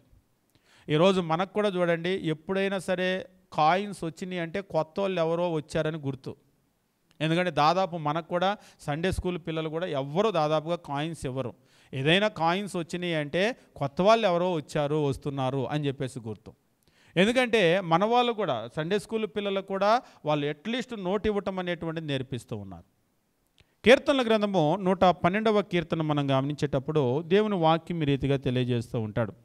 కీర్తనల గ్రంథంలో 112వ కీర్తన మనం గమనించేటప్పుడు 5వ వచనం నుంచి మనం చూసినట్లయితే ఇక్కడ ఒక మాటను తెలియజేస్తూ, దయాళులను అప్పించువారును భాగ్యవంతులు, దయాళులను అప్పించువారును భాగ్యవంతులు అని చెప్పేసి అంటున్నాడు. న్యాయ విమర్శలో వారి వాద్యము గెలుసును అని చెప్పేసి అంటూ ఉన్నాడు. అయితే మీరు ఆంగ్లంలో కనుక గమనించినట్లయితే a good man deals graciously and lends, a good man deals graciously and lends అంటే ఒక మంచివాడు ఏం చేస్తూ ఉంటాడంటే, ఒక మంచివాడు దయతో వ్యవహరిస్తూ ఉంటాడు, అప్పిస్తూ ఉంటాడు. దాన్నే మనకు తెలుగులో ఏమన్నాడంటే ఏ గుడ్ మ్యాన్ అన్నటువంటి దగ్గర భాగ్యవంతుడు అని అన్నాడు. ఏ గుడ్ మ్యాన్ అన్న దగ్గర భాగ్యవంతుడు. పోనీ ఏ గుడ్ మ్యాన్ మంచివాడు, లేదంటే దీవించబడినవాడు, భాగ్యవంతుడు. ఎవరు భాగ్యవంతుడు, ఎవరు మంచివాడు, ఎవరు దీవించబడేవాడు? దయ చూపించేవాడు, అప్పిచ్చేవాడు. దయ చూపించేటువంటి వాడు, అప్పిచ్చేవాడు, ఈయన భాగ్యవంతుడు. అదేంటి, ఇచ్చి ఇచ్చి ఇచ్చి ఇచ్చి మనం ఏమీ లేకుండా పోతాం కదా అని అంటూ ఉంటారు. ఇచ్చి ఇచ్చి ఇచ్చి ఇచ్చి లేకుండా పోవటం అనేటువంటిది జరగదు అంటూ ఉంటారు కదా, ఇంపాసిబుల్ అని. ఇంపాసిబుల్. విత్తి విత్తి విత్తి లేకుండా పోయింది అని చెప్పేసి మీరు అనండి, ఎవరో నమ్మరు. అదేంటి, విత్తుకుంటే కోసుకుంటారు కదా అని అంటారు. తినేసి తినేసి తినేసి లేకుండా పోయిందంటే నమ్మొచ్చు, అంతేగాని విత్తి విత్తి విత్తి లేకుండా పోవటం సాధ్యపడదు. ఇక్కడ కూడా మనం ఎప్పుడైతే ఇతరులకు దయ చూపిస్తూ ఉన్నామో, ఇతరులకు సహాయం చేస్తూ ఉన్నామో, ఇతరులకు మనం అప్పిస్తూ ఉన్నామో, అటువంటి వాళ్ళు భాగ్యవంతులు, న్యాయ విమర్శలో వారి వాద్యము గెలుసును అని చెప్పేసి అంటున్నాడు. 6వ వచనంలో చెప్తున్నాడు, అట్టివారు ఎప్పుడునూ కదిలింపబడరు. అట్టివారు ఎప్పుడు కూడా కదిలింపబడరు. నీతిమంతులు నిత్యము జ్ఞాపకములో ఉందురు. నువ్వు ఎప్పుడైతే దయ చూపిస్తూ ఉన్నావో, ఎప్పుడైతే ఇతరులకు అప్పిస్తూ ఉన్నావో, అట్టివారు ఎప్పుడు కూడా కదిలించబడరు. అసలు వాళ్ళు కదలటం అవ్వనే అవ్వదు. మీరు కావాలంటే గమనించండి, మీరు ఎప్పుడు కూడా ఇతరులకు సహాయం చేస్తూ ఉండండి, దేవుడు మిమ్మల్ని ఎప్పుడు కూడా కదలనివ్వడు. నేను చాలా ఉదాహరణలు మీకు చెప్తూ ఉంటాను. ప్రపంచంలో కూడా ఇప్పుడు మీరు కనుక చూసినట్లయితే ఒక టాప్ 100 అంటే ఒక 100 మంది ధనవంతుల పేర్లు తీసుకోండి. 1, 2, 3 ప్రపంచంలో అత్యంత ధనవంతుడు ఎవరు, ర్యాంక్ 1, ర్యాంక్ 2, ర్యాంక్ 3, అలాగే ఒక 10 కాకుండా ఒక 100 పేర్లు తీసుకోండి. జస్ట్ గూగుల్లోకి వెళ్ళి కొట్టి చూడండి.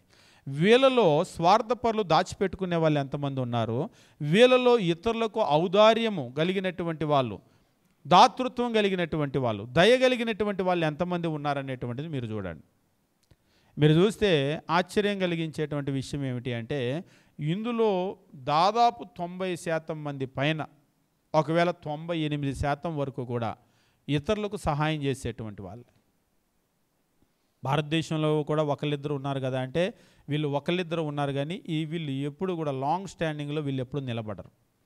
మీరు ఎప్పుడు కూడా చూడండి, ఇతరులకు ఎవరైతే సహాయం చేస్తూ ఉన్నారో, ఔదార్యము వాళ్ళు చూపిస్తూ ఉన్నారో, దాతృత్వం కలిగిన వాళ్ళుగా, దయాళుగా ఉన్నారో, అప్పిస్తూ ఉన్నారో, వీళ్ళని కదలకుండా దేవుడు అలాగనే ఉంచుతూ ఉన్నాడు. ఒకవేళ వాళ్ళ చేతి పని అనండి, వాళ్ళ ఉద్యోగం అనండి, వాళ్ళ వ్యాపారాలు అనండి, వాటిని దేవుడు అత్యధికంగా దీవిస్తూ ఉన్నాడు. అంటే కొందరు అడుగుతారు, ఇందులో దేవునికి ఏంటి ఉపయోగం అని. దేవునికి చాలా ఉపయోగం ఉంది. ఎందుకంటే ఈ దయగలిగిన వాళ్ళని దేవుడు దీవించాడు, వీళ్ళకి చాలా ఐశ్వర్యం ఇచ్చాడు. వీళ్ళు ఏం చేస్తారంటే నలుగురికి 10 మందికి సహాయం చేస్తారు. స్వార్థపరుణ్ణి దేవుడు దీవించాడు అనుకోండి, లూకా సువార్తలో చూస్తాం, తన కొట్లు పట్టనంతా అతనికి పంట ఇచ్చాడు. సరే కొట్ల నిండా పోసుకొని మిగిలింది పంచండి అన్నాడు ఆయన పనులని. ఏమన్నాడు, ఇవి సరిపోవు కాబట్టి ఇంతకంటే వీటిని పగలగొట్టి ఇంతకంటే కూడా గొప్ప వాటిని కట్టించి వాటన్నింటినీ కూడా సమకూర్చుకుంటాను. అంటే ఇటువంటి వాళ్ళ వల్ల ఎవ్వరికీ కూడా ఉపయోగం లేదు. అందుకనే బెర్రివాడ ఈ రాత్రి నీ ప్రాణం అడుగుతున్నాడు. దేవుడు ఎప్పుడు కూడా స్వార్థపరులను లోకంలో ఎక్కువ కాలం ఉంచాడు అనుకోండి, వాళ్ళు ఎవరిని బతకనివ్వరు. దేవుడు ఎప్పుడు కూడా ఎవరికి దీర్ఘాయువు ఇస్తాడు, ఎవరికి ఆయన ధనము ఐశ్వర్యం ఇస్తాడు అంటే ఎవరైతే ఔదార్యం కలిగి నలుగురికి సహాయం చేస్తూ ఉంటారో, నలుగురిని బ్రతికిస్తూ ఉంటారో అలాంటి వాళ్ళని దేవుడు బ్రతికిస్తాడు. అంటే ప్రపంచంలో నలుగురు బ్రతకాలి, నలుగురికి మేలు కలగాలి అంటే నలుగురికి మేలు చేసేటువంటి వాళ్ళు ఉండాలి. ఇప్పుడు మనం కూడా ఉన్నామనుకోండి, ఒకరు స్వార్థంతో జీవించేటువంటి ఒక వ్యక్తి, లూకా సువార్తలో లాంటి ఒక వ్యక్తి, ఎంత వచ్చినా దాచుకోవటం. మరొక వైపు ఒక వ్యక్తి ఎంత వచ్చినా కానీ నలుగురికి పంచేటువంటి ఒక వ్యక్తి. వీళ్ళిద్దరిలో ఎవరు దీవించబడాలని మీరు కోరుకుంటారు? లేదంటే ఇద్దరికి వ్యాపారం ఉందనుకోండి, ఎవరు వ్యాపారం అభివృద్ధి చెందాలని మీరు కోరుకుంటారు? స్వార్థపరుడు వ్యాపారమా? మనుషులు ఎప్పుడు అలా కోరుకోరు. వాడికి ఎందుకు అనవసరంగా, వాడికి ఇస్తే దాచుకోవటమేగా, వద్దు వాడికి అని అంటాం మనమే. ఈయనకి ఇవ్వండి, ఈయనకి ఇస్తే పాపం నలుగురికి పంచి పెడతాడు, ఏం దాచుకోడు, రూపాయి దాచుకోడు, పంచి పెడతాడని అంటాం. దేవుడు కూడా అలాగనే ఎవరికైతే ఇస్తే వాళ్ళు నలుగురికి పంచిపెడుతూ ఉన్నారో దేవుడు అటువంటి వాళ్ళకి ఇస్తాడు. అంటే ఇక్కడ మనం చెప్పకుండానే చెప్పేటువంటి ఒక విషయం ఏంటంటే, అర్థం చేసుకునే విషయమో, మనం ఎప్పుడైతే మన జీవితం నలుగురికి ఉపయోగపడే జీవితంలాగా మనం జీవిస్తూ ఉంటామో దేవుడు మనల్ని అత్యధికంగా దీవిస్తూ ఉంటాడు. ఇక్కడదే చెప్తున్నాడు. కీర్తనల గ్రంథము మనం గమనించేటప్పుడు 112వ కీర్తన 5వ వచనం మనం చూసినట్లయితే, దయాళులను అప్పిచ్చువారును భాగ్యవంతులు. అదేంటి వాళ్ళు భాగ్యవంతులు ఏంటి, వాళ్ళు అప్పుల పాలు అవుతారు కదంటే అవ్వరు. వాళ్ళు దయాళులు ఎప్పుడు కూడా అప్పుల పాలు అవ్వరు, అప్పిచ్చే వాళ్ళు ఎప్పుడు కూడా అప్పుల పాలు అవ్వరు. మనకు లేదండి, నేను ఊర్లో చూశాను, వాళ్ళకి అప్పిచ్చి వీళ్ళకి అప్పిచ్చి వాళ్ళు ఏమీ లేకుండా పోయారంటే వీళ్ళు ఇచ్చిన అప్పులన్నీ కూడా స్వార్థంతో ఇస్తారు. వడ్డీ కొరకో మరొక దాని కొరకో అప్పులు ఇస్తారు. అప్పులు ఇచ్చేసరికి వడ్డీ సంగతి దేవుడు ఎరుగు కానీ అసలు కూడా పోయిద్ది మొత్తం. అంతేగాని నిస్వార్థంగా ఎదుటి వాళ్ళకు సహాయం చేసే వాళ్ళు ఎప్పుడు కూడా నష్టపోరు. వాళ్ళు స్వార్థంతో చేశారు కాబట్టి వాళ్ళు నష్టపోయారు. అంతేగాని నిస్వార్థంగా చేసేటువంటి వాళ్ళు ఎప్పుడు కూడా నష్టపోరు. ఎందుకంటే చెప్తూ ఉంటాడు, బీదలకు అప్పిచ్చువాడు యెహోవాకు అప్పిచ్చువాడు అని. నువ్వు గనక బీదలకు గనక ఏమి ఎదురు చూడకుండా నువ్వు ఇచ్చేస్తే నీకు మరలా తిరిగి వస్తుంది. వాళ్ళ దగ్గర నుంచి కాదు, వాళ్ళు ఇవ్వలేరు కదా అంటే దేవుడు నీకు తిరిగి ఇస్తాడు. ఎలా ఇస్తాడంటే, ఒకవేళ నీ ఉద్యోగం కావచ్చు, నీ వ్యాపారం కావచ్చు, నీకు ఏ రకంగా దేవుడు ఇస్తాడు. ఈ వ్యాపారం నా కష్టం వల్ల వచ్చింది అనుకోవద్దు, దేవుడు నీకు తిరిగి ఇచ్చాడు కాబట్టి వచ్చింది. ఇక్కడ 6వ వచనంలో అట్టివారు ఎప్పుడూ కదిలింపబడరు, నీతిమంతులు నిత్యము జ్ఞాపకములో ఉందురు అని చెప్పేసి అంటున్నాడు. అంతేకాదు మనం గమనించేటప్పుడు 7వ వచనం, వాని హృదయము యెహోవా ఆశ్రయించి స్థిరముగా నుండును. వాని హృదయము యెహోవాను ఆశ్రయించి స్థిరముగా ఉండును, వాడు దుర్వార్తకు జడియడు. వాడెప్పుడు కూడా దుర్వార్తకు జడియడు. అంటే చెడేదో కలుగుతుంది, కీడేదో కలుగుతుంది అనేదానికి భయపడ్డు. ఎందుకంటే అది ఎప్పుడు కలగదు. ఎందుకు కలగదంటే దేవుడు ఆయన్ని దీవిస్తూ ఉన్నాడు, దేవుడు ఆయనకి తోడుగా ఉన్నాడు కాబట్టి అటువంటిది ఏది కూడా. మీరు కావాలంటే గమనించండి, మైక్రోసాఫ్ట్ కరోనా ముందు లాభాల్లోనే ఉంది, కరోనా తర్వాత లాభాల్లోనే ఉంది. మీరు కొన్ని కంపెనీలు ఉన్నాయి ఇతరులకు చాలా సహాయం చేసేటువంటి కంపెనీలు, కరోనా ముందు కూడా లాభాల్లోనే ఉన్నాయి, కరోనా తర్వాత కూడా లాభాల్లోనే ఉన్నాయి. ఆర్థిక మాంద్యం వచ్చినప్పుడు కూడా అవి లాభాల్లోనే ఉంటూ ఉన్నాయి. కారణం ఏమిటి అంటే దేవుడు వాళ్ళని దీవిస్తూ ఉన్నాడు. 8వ వచనంలో, వాని మనస్సు స్థిరముగా ఉండును, తన శత్రువుల విషయమైన తన కోరిక నెరవేరు వరకు వాడు భయపడ్డు. అంటే శత్రువుల విషయంలో కూడా దేవుడు ఆయనకి జయాన్నే ఇస్తాడు, ఎప్పుడు కూడా ఓటమి అనేటువంటిది ఉండదు. మీరు చూసినప్పుడు జీవితంలో చాలా పోరాటం ఉంటుంది. మీరు ఉద్యోగం దగ్గరికి వెళ్తే పోరాటం, మనకు తెలియని పోరాటం ఉంటుంది. అంటే మనకు మించి మనల్ని దాటి వెళ్ళాలనేది ఒక పోటీ ప్రపంచం కదా. మీరు ఏ పనికైనా వెళ్ళండి, పోరాటం ఉంటుంది, గట్టి పోటీ ఉంటుంది. వ్యాపారంలోకి వెళ్ళండి, ఇక చెప్పలేనంత పోటీ ఉంటుంది. వీటన్నింటినీ దాటి గెలుచుకొని ముందుకు వెళ్ళాలి అంటే ఎట్లా సాధ్యపడుతుంది? మనం ఎంతో పోరాడుతూ ఉంటాం, కానీ దేవుని యొక్క దీవెన లేకుండా అది సాధ్యపడదు.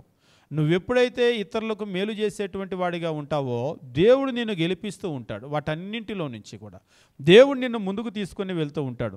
వాడు దాతృత్వము కలిగి 9వ వచనంలో చెప్తూ ఉన్నాడు, వాడు దాతృత్వము కలిగి బీదలకిచ్చునో వాని నీతి నిత్యము నిలుచునో, వాని కొమ్ము ఘనత నొంది హెచ్చింపబడునో. వాని కొమ్ము అనేటువంటిది బలాన్ని గురించి చెప్తూ ఉన్నాడు. వాని కొమ్ము ఇక్కడ చెప్తున్నాడు ఘనత నొంది హెచ్చించబడునో.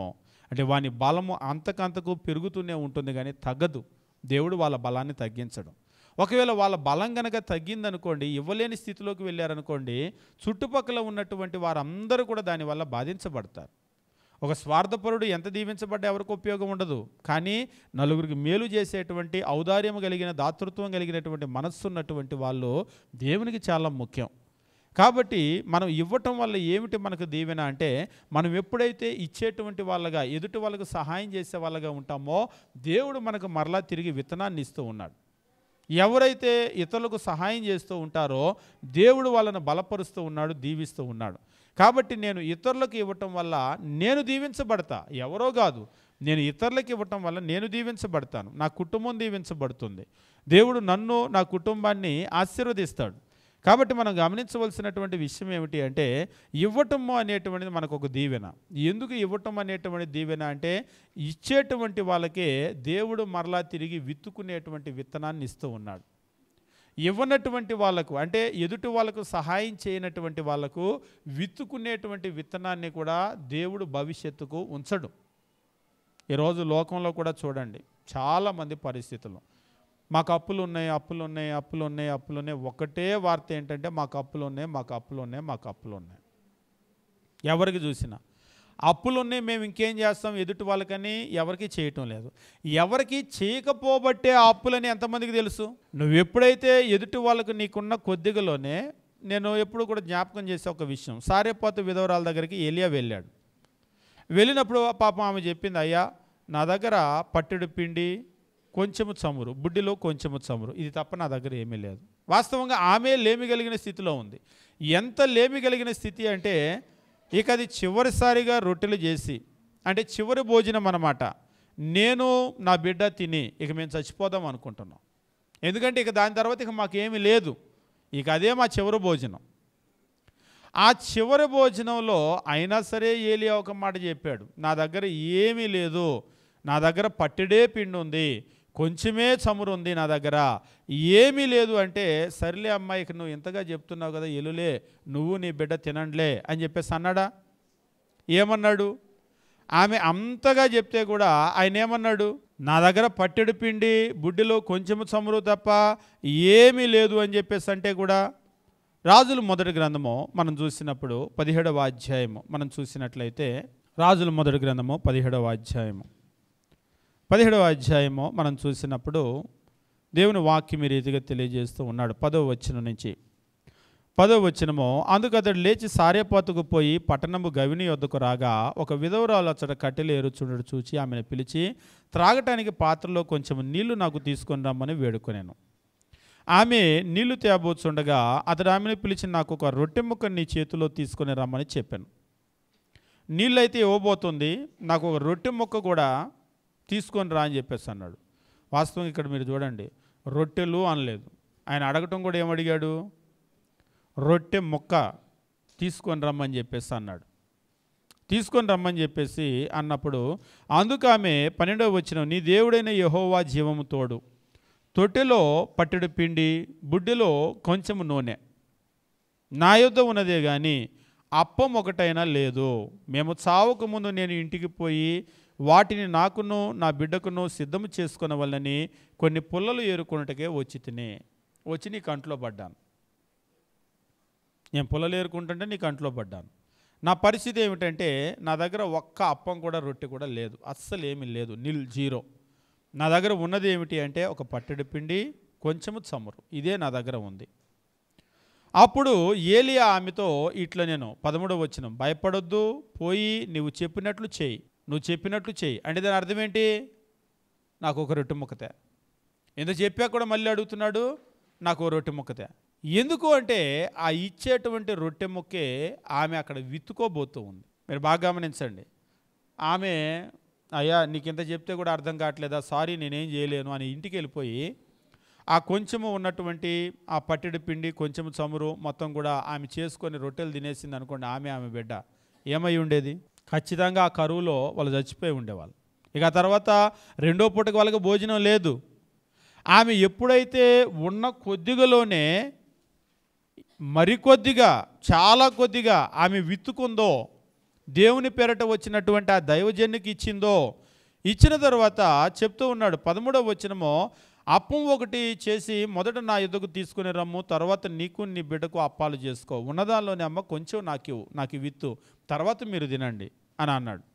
అన్నప్పుడు ఆ తరువాత వచనాలు మనం గమనించినప్పుడు అట్లనే వాళ్ళు ఏదైతే చెప్పిందో ఆమె నమ్మింది, ఆమె చేసింది. 16వ వచనంలో యెహోవా ఏలియా ద్వారా సెలవిచ్చిన ప్రకారము తొట్టిలో ఉన్న పిండి తక్కువ కాలేదు, బుడ్డిలో ఉన్న నూనె అయిపోలేదు. కాబట్టి నిజమైనటువంటి దీవెన ఎక్కడ ఉంది అంటే మనం ఖర్చు పెట్టేసుకునే దానిలో, మనం తినేసే దానిలో లేదు. నిజమైన దీవెన ఎక్కడ ఉంది అంటే మనం విత్తుకునే దానిలో ఉంది, మనం ఇచ్చేటువంటి దానిలో ఉంది. ఈరోజు కూడా లోకంలో ఏమనుకుంటారంటే నాకు ఉంటే ఇద్దును అని అంటారు. ఉంటే ఇవ్వటం కాదు, లేని వాళ్ళే అసలు ముఖ్యంగా ఇవ్వాలి, లేని వాళ్ళే ముఖ్యంగా విత్తుకోవాలి. వాస్తవంగా ఈరోజు మనం కనుక గమనించినట్లయితే చాలామంది మనం దేవునికి ఇస్తూ ఉన్నాం, కానీ ఇచ్చేటువంటి విషయంలో దేవుడు చెప్పిన విధంగా మనం ఇవ్వటం లేదు. కొన్ని విషయాలు చెప్పి నేను ముగించేస్తాను. అదేమిటి అంటే దేవుడు చెప్పిన విధంగా ఇవ్వటం లేదు అంటే దేవుడు ఇవ్వమని మాత్రమే చెప్పలేదు, ఆదివారం ఇవ్వమని మాత్రమే చెప్పలేదు. దేవుడు ఎట్లా ఇవ్వమని చెప్పాడు అంటే ఆయన వర్ధిల్లిన కొలది ఇవ్వమని చెప్పేసి అన్నాడు. మనం ఎంత వర్ధిల్లామో అంత ఇవ్వాలి.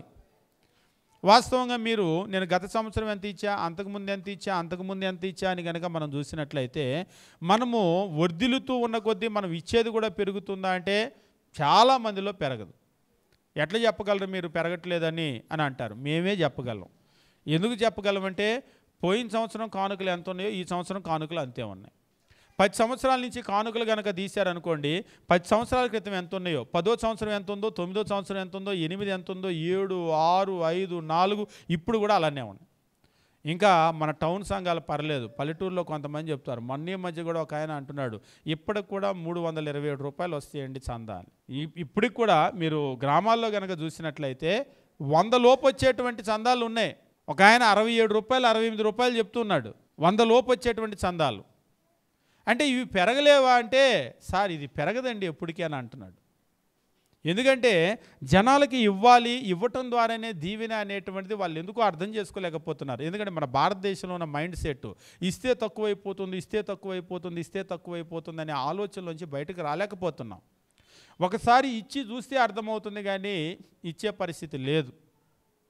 కానీ ఇక్కడ కనుక గమనించినట్లయితే మనం దేవుడు ఇవ్వమని చెప్పినట్లుగా మనం ఇవ్వటం లేదు. ఎందుకంటే దేవుడు అయితే వర్ధిల్లిన కొలది ఇవ్వమని చెప్పేసి అన్నాడు. 2, దేవుడు ఇవ్వమని చెప్పినట్లుగా ఇవ్వటం లేదని ఎట్లా చెప్పగలమంటే, దేవుడు ఎట్లా ఇవ్వమన్నాడంటే సనుగు కొనకయో బలవంతంగా కాకయో అని అన్నాడు.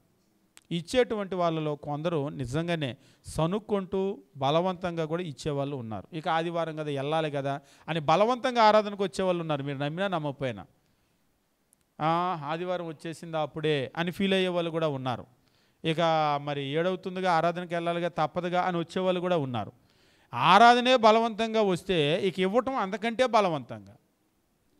3వది, మనము ఇచ్చేటువంటిది దేవుడు చెప్పిన ప్రకారంగా ఇవ్వటం లేదు అనేటువంటిది మనం ఎట్లా చెప్పగలము అంటే, బలవంతంగా ఇవ్వటం మాత్రమే కాదు, ఉత్సాహంగా ఇవ్వటం లేదు. నేను ఇంతకుముందే చెప్పాను, తీసుకోవాలంటే వచ్చిన హుషారు ఇచ్చేటప్పుడు రాదు. ఇచ్చేటప్పుడు ఎవరికి హుషారు రాదు. తీసుకునేటప్పుడు అయితే ఉచితంగా ఏదైనా చీరలు పంచుతున్నారని చెప్పండి, వింటేనే హుషారు వచ్చేస్తుంది. అక్కడ దాకా వెళ్ళి తెచ్చుకోవాల్సిన పరిస్థితి కాదు, అసలు ఉచితం అనే మాట వింటేనే హుషారు వచ్చేస్తుంది. ఇక అక్కడ గనక వెళ్ళామనుకోండి, అక్కడికి వెళ్ళి అది గనక తెచ్చుకుంటే మీరు ఎప్పుడైనా చూడండి, కొంతమంది ఉచితాలు ఏవైనా తెచ్చుకుంటారు. అది ముతక చీరో పనికొచ్చేదో పనికిరాందో ఏది ఇచ్చినా కానీ ముఖం కలకల్లాడిపోతూ ఉంటుంది. అదే దేవుడు వాళ్ళని దీవించి ఒక 1000 రూపాయలు డబ్బులు ఇచ్చారు, 1000 రూపాయలు పెట్టి చీర కొనుక్కున్నారు. బాగా గమనించండి, దేవుడు వాళ్ళని దీవించాడు, సమృద్ధినిచ్చాడు, 1000 రూపాయలు పెట్టి చీర కొనుక్కున్నారు. అదే వాళ్ళకి ఉచితంగా ఒక ముతక చీర పంచిపెట్టారు. ఈ రెండిట్లో దేనిలో సంతోషిస్తారు వాళ్ళు? 1000 రూపాయల చీర కాబట్టి, గొప్ప చీర కాబట్టి దానిలోనే సంతోషిస్తారా? మీరు కావాలంటే ఎప్పుడైనా చూడండి, ఏదైతే ఉచితంగా వచ్చిందో దానిలో వాళ్ళు చాలా సంతోషిస్తారు. నిజమే, లోకంలో ఎప్పుడు కూడా ఇది కూడా దేవుడు నీకు దీవిస్తేనే వచ్చింది, ఇది నేను కష్టపడి కొనుక్కున్నాను అంటారు. ఈ కష్టం కూడా దేవుడు ఇస్తేనేగా వచ్చింది. వాస్తవంగా మనుషులు ఏంటంటే ఆ దీవెని అర్థం చేసుకోలేకపోతున్నారు. మన దేశంలో మనకు తీసుకోవాలంటే మనకు వచ్చేటువంటి ఉత్సాహము ఇచ్చేటప్పుడు రాదు. అందుకనే మనం ఏంటంటే దేవునికి ఇచ్చేటప్పుడు కూడా, విత్తుకునేటప్పుడు కూడా ఆ ఉత్సాహం అనేటువంటిది మనకు రావటం లేదు. కాబట్టి మనం గమనించవలసింది ఏంటంటే, దేవునికి ఇచ్చేటప్పుడు ఒకటి వర్ధిల్లిన కొలది ఇవ్వాలి. అలా ఇవ్వలేకపోతే దేవుడు చెప్పినట్లుగా మనం ఇవ్వటం లేదు. 2వది, సనుక్కోకుండా బలవంతంగా కాకుండా ఇవ్వాలి. ఒకవేళ సనుగులు బలవంతం ఉంటే దేవుడు చెప్పినట్టుగా ఇవ్వటం కాదు, ఉత్సాహంగా ఇవ్వమని చెప్పేసి దేవుడు అంటున్నాడు. ఒకవేళ ఉత్సాహం కనుక లేదు, నీరసంగా నిస్పృహగా కనుక మనం ఇచ్చామంటే అది దేవుడు చెప్పినట్లుగా ఇవ్వటం కాదు. మనం ఎప్పుడైతే మనం విత్తుకుంటామో, సమృద్ధిగా విత్తుకుంటామో, సమృద్ధిగా విత్తువాడు సమృద్ధిగా పంట కోయను అని ఈ విషయమై చెప్పవచ్చు అని చెప్పేసి అంటూ ఉంటాడు. కాబట్టి ఇవ్వటంలో ఉన్నటువంటి మరొక గొప్ప దీవెన ఏమిటి అంటే, ఎప్పుడైతే మనం ఇస్తామో మరలా దేవుడు మనకు విత్తనాన్ని ఇస్తాడు. మనం ఎంతైతే ఇస్తామో అంత విత్తనాన్ని ఇస్తాడు. ఆ విత్తనాన్ని మరలా మనం విత్తుకున్నాం అనుకోండి, మరలా విత్తనం వస్తుంది. మరలా విత్తుకుంటే మరలా విత్తనం వస్తుంది. ఇది దేవుని యొక్క వాగ్దానం, ఇట్స్ ఎ ప్రామిస్. మీరు ఇవ్వండి, నేను విత్తనాన్ని ఇస్తానని. కాబట్టి ఇచ్చినటువంటి వాళ్ళకి ఎప్పుడు కూడా తక్కువ అవ్వదు. ఇవ్వని వాళ్ళకే తక్కువ అవుతుంది కానీ ఇచ్చిన వాళ్ళకి ఎప్పుడు కూడా తక్కువ అవ్వదు. లోకంలో మనం చూస్తూ ఉంటాం. కాబట్టి చాలామంది అడుగుతూ ఉంటారు, మేము దీవించబడాలంటే ఏం చేయాలి అని. దీవించబడటానికి ఒక చక్కటి ఉన్నతమైనటువంటి మార్గం ఏమిటి అంటే, మనం ఎంతగా మనం విత్తుకుంటామో అంతగా మనము కోసుకుంటాం, మనం దీవించబడతాం. కాబట్టి దీవించబడటానికి ఇది పూర్తిగా మన చేతిలో ఉంది. మనం కనుక ఇచ్చినట్లయితే దేవుడు తిరిగి మనకి ఇస్తాడు. కాబట్టి మనం దీవించబడటానికి మనము ఎక్కువగా విత్తుకునేటువంటి వాళ్ళగా, సమృద్ధిగా విత్తుకునే వాళ్ళగా, ముఖ్యంగా ఏమిటి అంటే సనుగులు బలవంతము అనేటువంటిది లేకుండా ఉత్సాహముగా దేవుడికి ఇచ్చేటువంటి మనస్సును మనం నేర్చుకుందాం. దేవుడు మనల్ని, మన కుటుంబాలను దీవించునుగాక. మేము